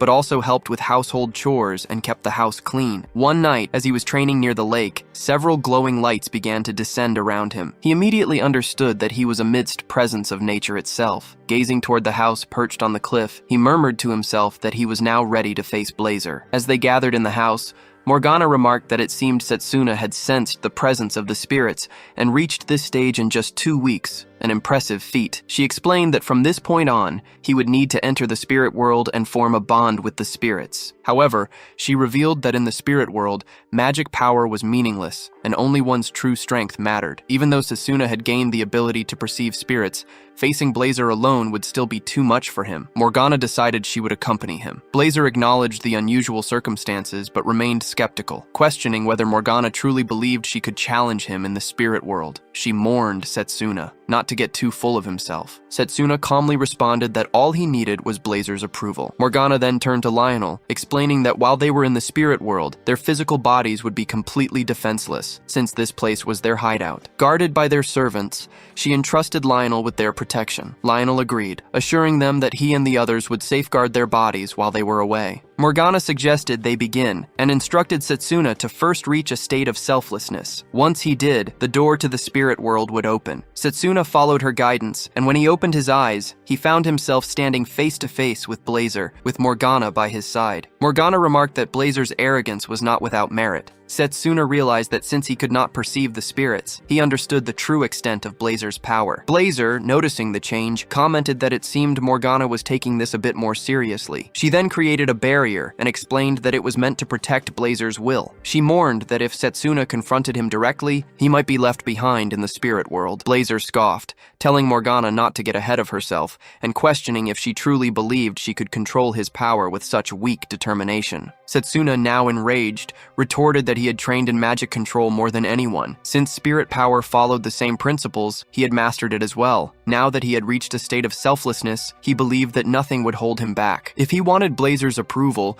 there was still one more way to prove himself. Blazer warned him not to regret bringing such a burden upon himself. Meanwhile, Lionel and a girl were in the house observing the situation. Lionel remarked that it seemed Setsuna had begun, and he was confident Setsuna would manage. However, he felt a dark power approaching, something malicious. It was heading toward the hideout, and at such a critical time, he couldn't let anyone interrupt the battle between Setsuna and Blazer. With a dark aura surrounding him, Leo entered the room, excusing himself before asking if anyone was home. His eyes landed on Lionel, and he wondered if Lionel was from the close combat department. To his surprise, he also spotted Setsuna, who would save him some trouble. Lionel, recognizing Leo, mentioned that he was a runaway student they had been searching for, to think that Leo had come to find them. Suddenly, Zagan burst into the room, destroying the wall, and struck a doll, calling them his rookie. He declared that he would take both the old lady and Setsuna. Leo, surprised by Zagan's intentions, reminded him that they used to be best friends. He asked if Zagan couldn't settle for just the old lady and the doll. Lionel immediately realized that Zagan was also an apostle. He grimaced, noting that they had arrived at the worst possible time. If he weren't a teacher, he would have run. Leo, sensing the tension, told Lionel that if he wanted to, he could leave, as they weren't after him. However, Lionel, unwilling to back down, created a man of sword, telling Leo not to mock him. He explained that in their academy, there was no teacher who would abandon their students. With that, he charged to attack. Blazer told Morgana that she would make him acknowledge her, but he believed those claims were just empty words. Setsuna thought to himself not to be swayed, for this was a world where willpower meant everything, and he needed to keep his heart strong. Setsuna glanced at Morgana, unsure of what was happening. She replied that something was wrong in the real world. A Yule presence was invading the forest, and it seemed her servants had already been subdued. Setsuna was concerned, but urged Morgana to go ahead. Morgana warned him that if she released the barrier, Setsuna might be burned by the spirit's will, and could even be unable to return to the real world. Setsuna dismissed her warning, saying that the trial he must face should be faced alone. He asked her to take care of the teacher and the servants. Blazer gave final command, telling Setsuna to return, as it wouldn't be worth it if he died there after all the guidance he had received. Setsuna reassured her that he would be back. Morgana, seeing his determination, removed the barrier so he could leave. He apologized to Blazer for making him wait. Blazer then asked why Setsuna desired his power so much, noting that it was far beyond his reach, and wondering if he was willing to burn himself for it. Setsuna replied that he had lost everything in the world before his regression. Blazer paused, realizing that this was the landscape of Setsuna's mind. Setsuna continued, explaining that the magic army was manipulated by the apostles and that the world had collapsed and could not be rebuilt. His mentors had all been taken from him, and that regret awakened the power of the time spirit to send him back. Now, he swore that he wouldn't let anyone take anything from him again. Blazer, intrigued, wondered if Setsuna's motivation was revenge on those who destroyed the world, or perhaps a challenge. He found it to be a beautiful display of human motivation, but facing such despair without fear, that was madness, and Setsuna was certainly an interesting one. Blazer acknowledged that Setsuna was worthy of facing a trial, but what he desired was not just a part of his power, but all of it. With that, Blazer took a smaller and more human-like form, and said that it wouldn't be a test of individuals like before, but a trial set by Blazer himself. Setsuna wondered if this was a clash of wills, and rushed forward to attack Blazer. Blazer responded in kind, and they both struck out with their hands, clashing in the spirit world. Back in the real world, Lionel was locked in battle with Zagan. He managed to sever part of Zagan's feather, and Zagan remarked that Lionel was pretty decent for a human. As they fought, Zagan sensed the use of alchemy magic and suddenly lifted himself, shouting for everyone to get out of the way. Just as Zagan was about to strike, a doll appeared, taking the blow at his place. Morgana then pulled Leo away from the house, breaking through the wall to escape the attack. Lionel thought to himself that after repeatedly using such grand techniques, Zagan should be exhausted. So how was it that his mana was actually getting stronger instead? Zagan, noticing his confusion, told Lionel not to slack off. Lionel agreed and was about to attack, but Morgana intervened, using her magic to block his attack. She wondered aloud how they could be so noisy in someone else's house. Realizing that Morgana had finally awakened, Lionel asked if he could at least be given a break. Morgana replied that young ones should struggle more. As Zagan prepared to attack her, Lionel rushed in and slashed at him. Zagan, using his power, blocked Lionel's strike, and Morgana sensed that it was disintegrated. Leo wondered if this was the spirit magic from the report and apologized to herself for not realizing sooner that it was useless. As Zagan was about to strike again, Lionel punched him, but Zagan stepped back, telling him to keep Lionel under control. Zagan landed a hit on Lionel, sending him crashing out of the house. Morgana, observing Zagan's moves,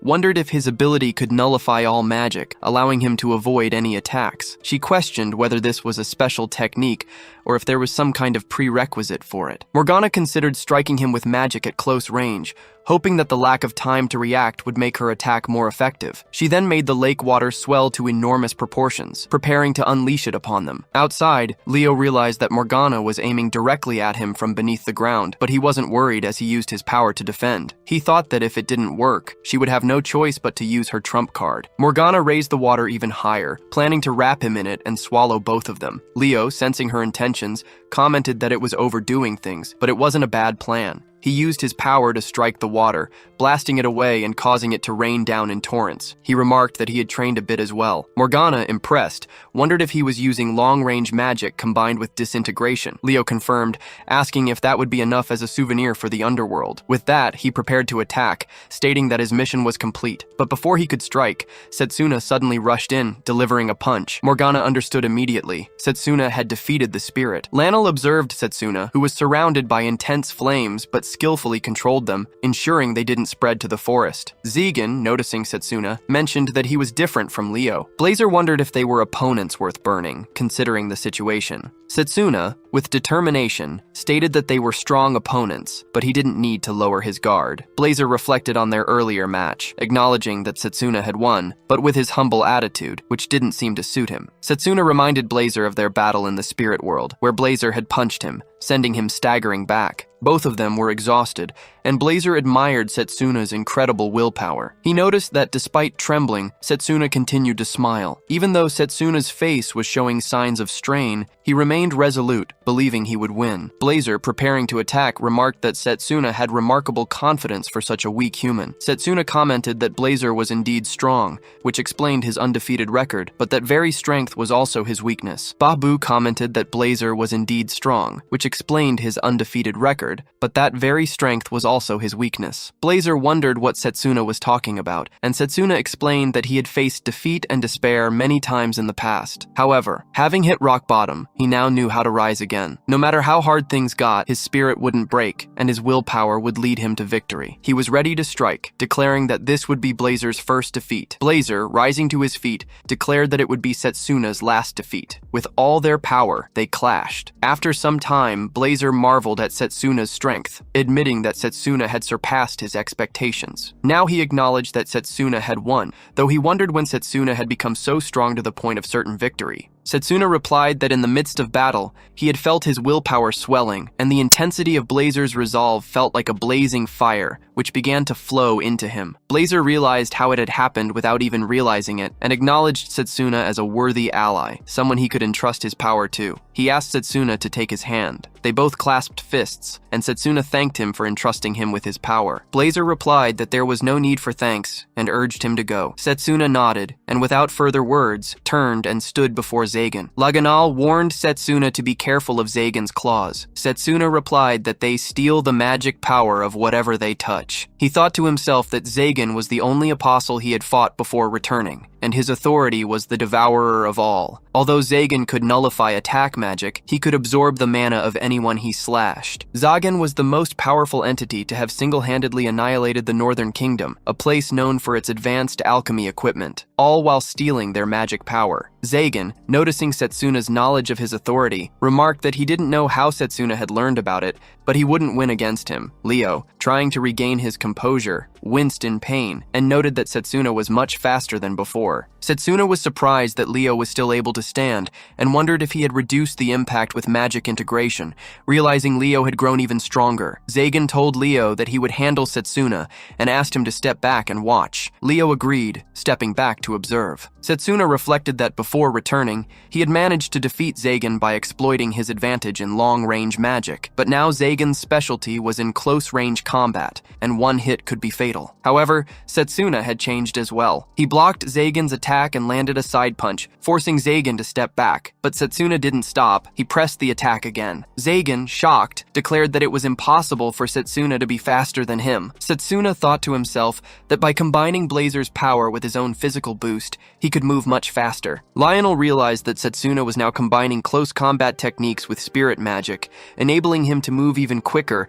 and land multiple strikes on Zagan. Morgana marveled at how Setsuna could control the range of his fire attacks so precisely in such a short time, a truly impressive feat. Zagan let out a loud roar that created immense pressure on everyone around them. He then taunted Setsuna, saying that cloaking his body in flames was essentially asking to be absorbed. He declared that he could feel the overwhelming power now, as he was the devourer of all things. Setsuna smiled, thinking to himself that he was curious about that as well. Zagan charged at Setsuna, landing a hit on him. However, he did this to get closer to the tree, and as Zagan attacked, Setsuna skillfully dodged. Suddenly, Zagan felt as though his body was burning. He called out to Morgana, asking her to use her water magic on him. His body then froze in place, and he wondered what was happening. Setsuna calmly explained that, as he suspected, Zagan couldn't fully devour the spirit magic. Even if he absorbed it with his power, it was useless if he couldn't properly use it. Instead, it was consuming him from the inside. The spirit power was not something that Zagan or any being like him could easily devour.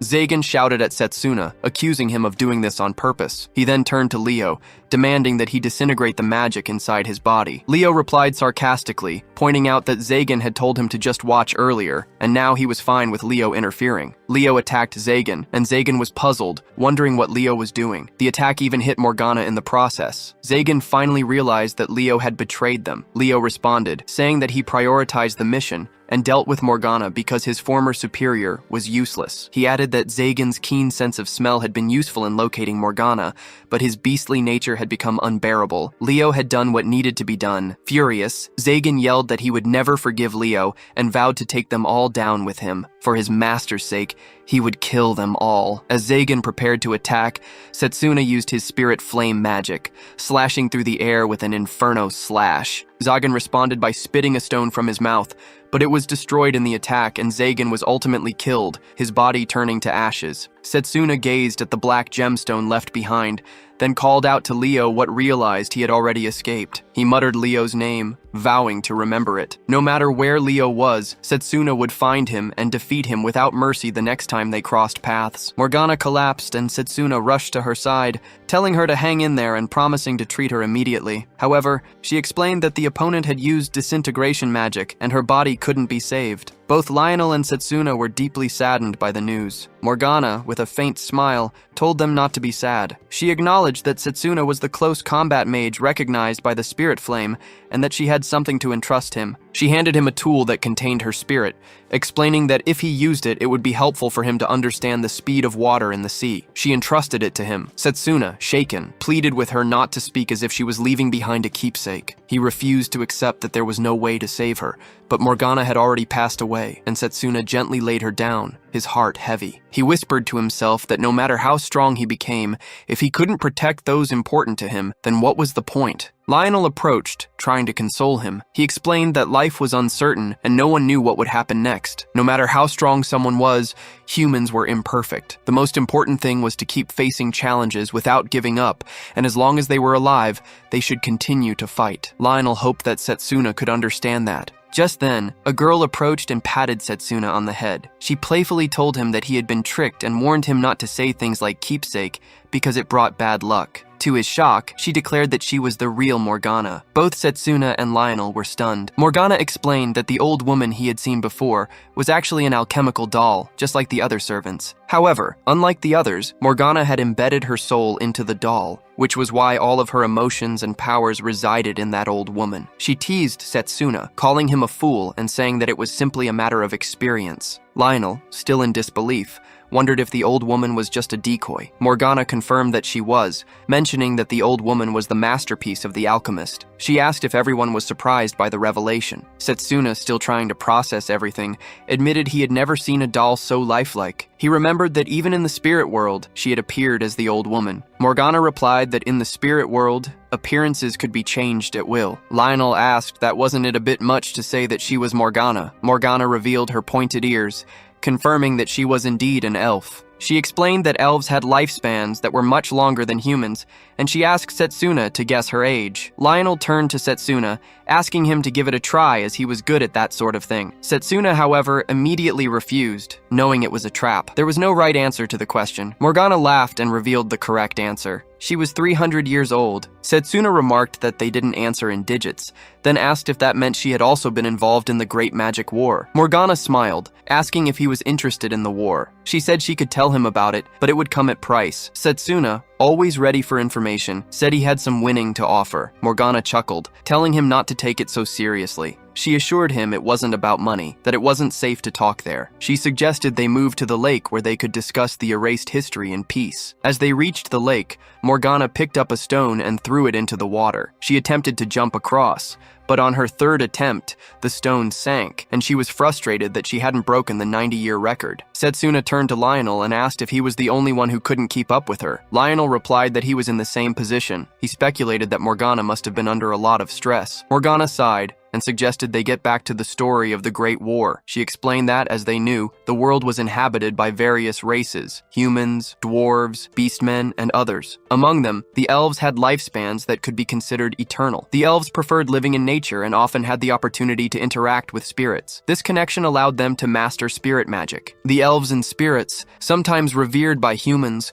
were not always seen in a positive light. Some deviated from their paths while being worshipped. One such elf manipulated the king of a nation that worshipped him, teaching spirit magic to those who followed him. This elf waged a war to conquer the world. Setsuna wondered if this was the Great Magic War. Lionel added that the combination of blind faith and power could be incredibly dangerous. Morgana continued, explaining that after many sacrifices on both sides, the followers of the elves and spirits were defeated. Since then, elves had been persecuted as beings who disrupted people's minds. Setsuna realized that the term ancient magic had been coined to conceal the fact that there was magic capable of handling spirits. Morgana confirmed this and explained that was the reason for the term. Lionel, still processing everything, asked Morgana if she resented humans for what they had done to the elves. She replied that she once did, but no longer. Lionel was curious if she still held any resentment. Morgana nodded, saying that while she no longer resented humans, she still kept her distance from them. Since the Great War,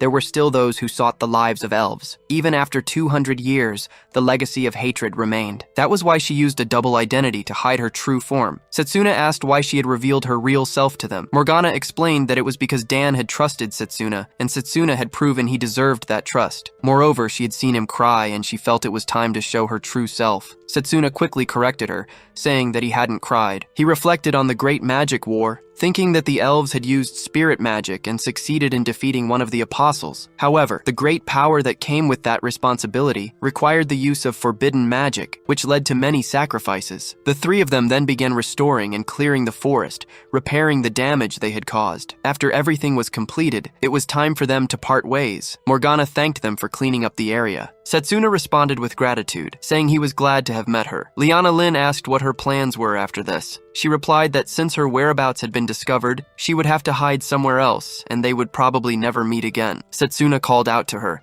asking that when humanity was in danger, could he call on her power? He bowed and humbly requested her help. Morgana replied that he was being too pushy, but when the time came, he should just ask Dan Han. She occasionally exchanged letters with him. Setsuna thanked her for that. Suddenly, Blazer appeared, mockingly telling Morgana not to think she could get away with a little sparring, and that next time, he would burn her to ashes. Morgana waved a bit of water in front of him, asking if Blazer wanted to get drenched again. He simply turned his face, and they parted ways, each waving a hand as they went in different directions. Setsuna mounted his lizard, remembering a rainy day from his past when he had been outside a building. A woman had come to him with an umbrella and towel, telling him that just because Setsuna had gained great power, it didn't mean he had become a strong person. Confused, Geed asked her to explain, and she had told him that great powers sometimes drove people crazy. It was much more important to use power correctly, without arrogance and without being controlled by it, and merely increasing one's strength. Now, as Setsuna rode away, he realized he understood the meaning of that woman's words. He was determined to use the power of the spirits wisely and for the sake of justice. With Lionel by his side, they headed back to the academy. The scene shifted to Satan and Pucca. Satan told Pucca that they were ready and should begin. Leo was standing there, and Pucca remarked that he had failed to kill Setsuna and had even thrown away his comrade. Wasn't that a neglect of duty? Leo denied it, asking Pucca to spare him, explaining that he had completed the mission to kill Morgana. Satan asked if Leo had checked to confirm Morgana's death. Leo hesitated, admitting that with the level of attack, Morgana was surely dead. Satan glared at him and sternly reminded Leo that he was ordered to ensure Morgana's death, not of Setsuna. He added that Leo should at least bring back Zagan's body. If he had, at least they recovered it. Satan might have been able to make an undead creature capable of using Zagan's power. Leo explained that Setsuna had knowledge of Zagan's power, which hadn't been in the original information. Satan replied that this didn't excuse his failure, and that they needed to reassess their understanding of Setsuna. He believed Setsuna was hiding something. Pucca, intrigued,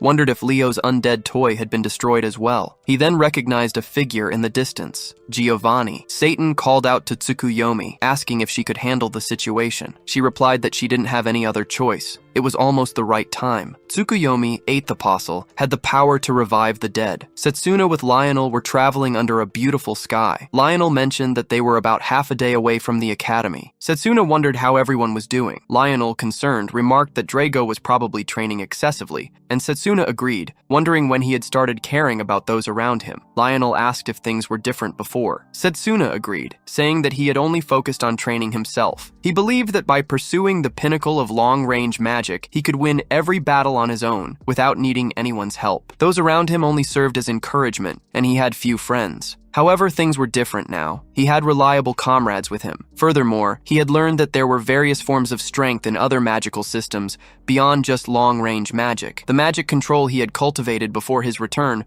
also proved useful for close combat. Lionel explained that magic control was a skill mastered through training, not just talent or aptitude. He believed that Setsuna's level of mastery wasn't something he achieved in just a few years. He thought that Setsuna had likely undergone years of rigorous training, which explained why he had become the strongest in the world. Lionel speculated that Setsuna must have had an unimaginable past. After a while, they stopped to take a break, and Setsuna took out the items he had received from Morgana. He read a note and understood that it would certainly be helpful deciding to use it when the time came. Laser was examining the necklace, mentioning that he could sense the presence of a water spirit. Setsuna knew that Morgana had given him the necklace to establish contact with the water spirit. He focused, calling out to the spirit, wondering if she, just then, the locket called his name. Surprise! Setsuna was told not to be shocked, as the spirit had been watching all along with Morgana. The spirit explained that if Setsuna could overcome her trial, she would gladly lend him her power. Setsuna wondered if it was real, but the spirit reminded him not to celebrate just yet. The trial would surely take place in battle, which reminded him of the upcoming battle with Blazer. The water spirit reassured him that he didn't need to be tense,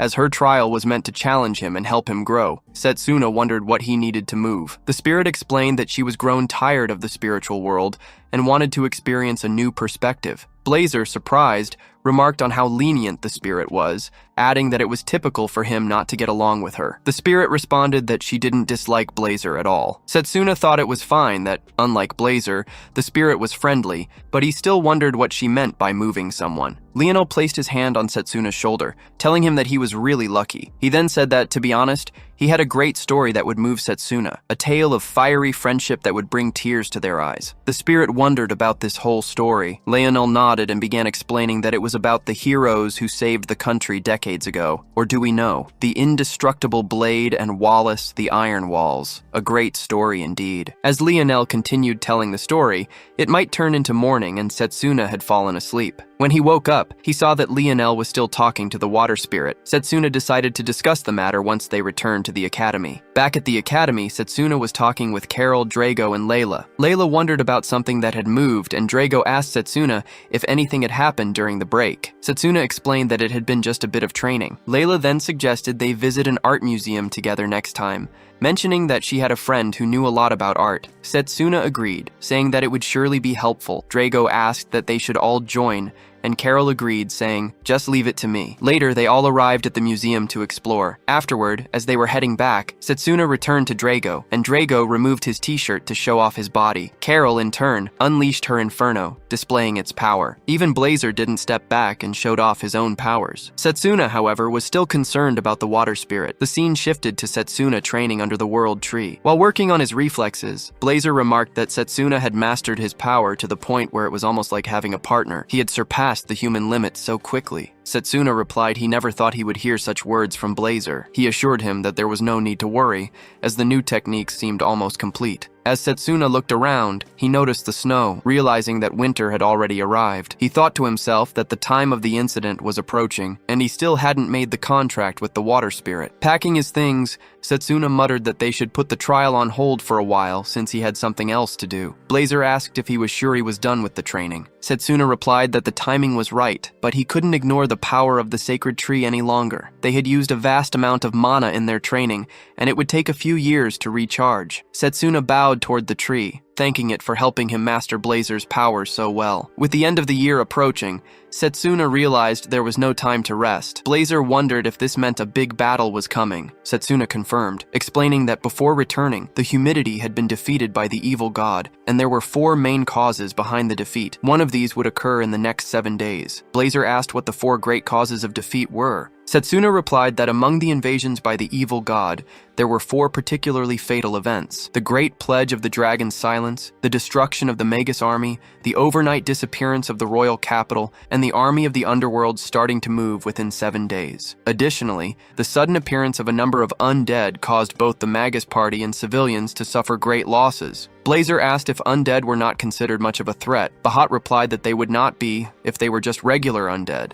However, the enemy undead were once heroes who had been greatly respected and admired worldwide. He suspected that a powerful force was behind this transformation, turning the dead into these special undead. Initially, he thought Giovanni might be the apostle behind it, but he found it hard to believe that Giovanni had enough power to command the army of the underworld. The incident that was set to take place in a few days was a grave robbery in Eldon, Setsuna's hometown, where bodies were taken from the graves of heroes. It was believed that the heroes' treasures were the original target. Blazer added that the actual goal was the corpses themselves. Setsuna stated that he would head to the royal cemetery before the night of the incident to prevent it. While they were having a meal with friends, Layla asked Drago if he was going home during the winter break. Drago agreed, explaining that his father was going to teach him secret techniques of close combat, passed down through generations. Carol said she would be playing with Fenrir in the ice plains on her family's territory, and asked if Blazer would join her. Blazer declined. Layla was amazed to hear that Carol's family owned territory,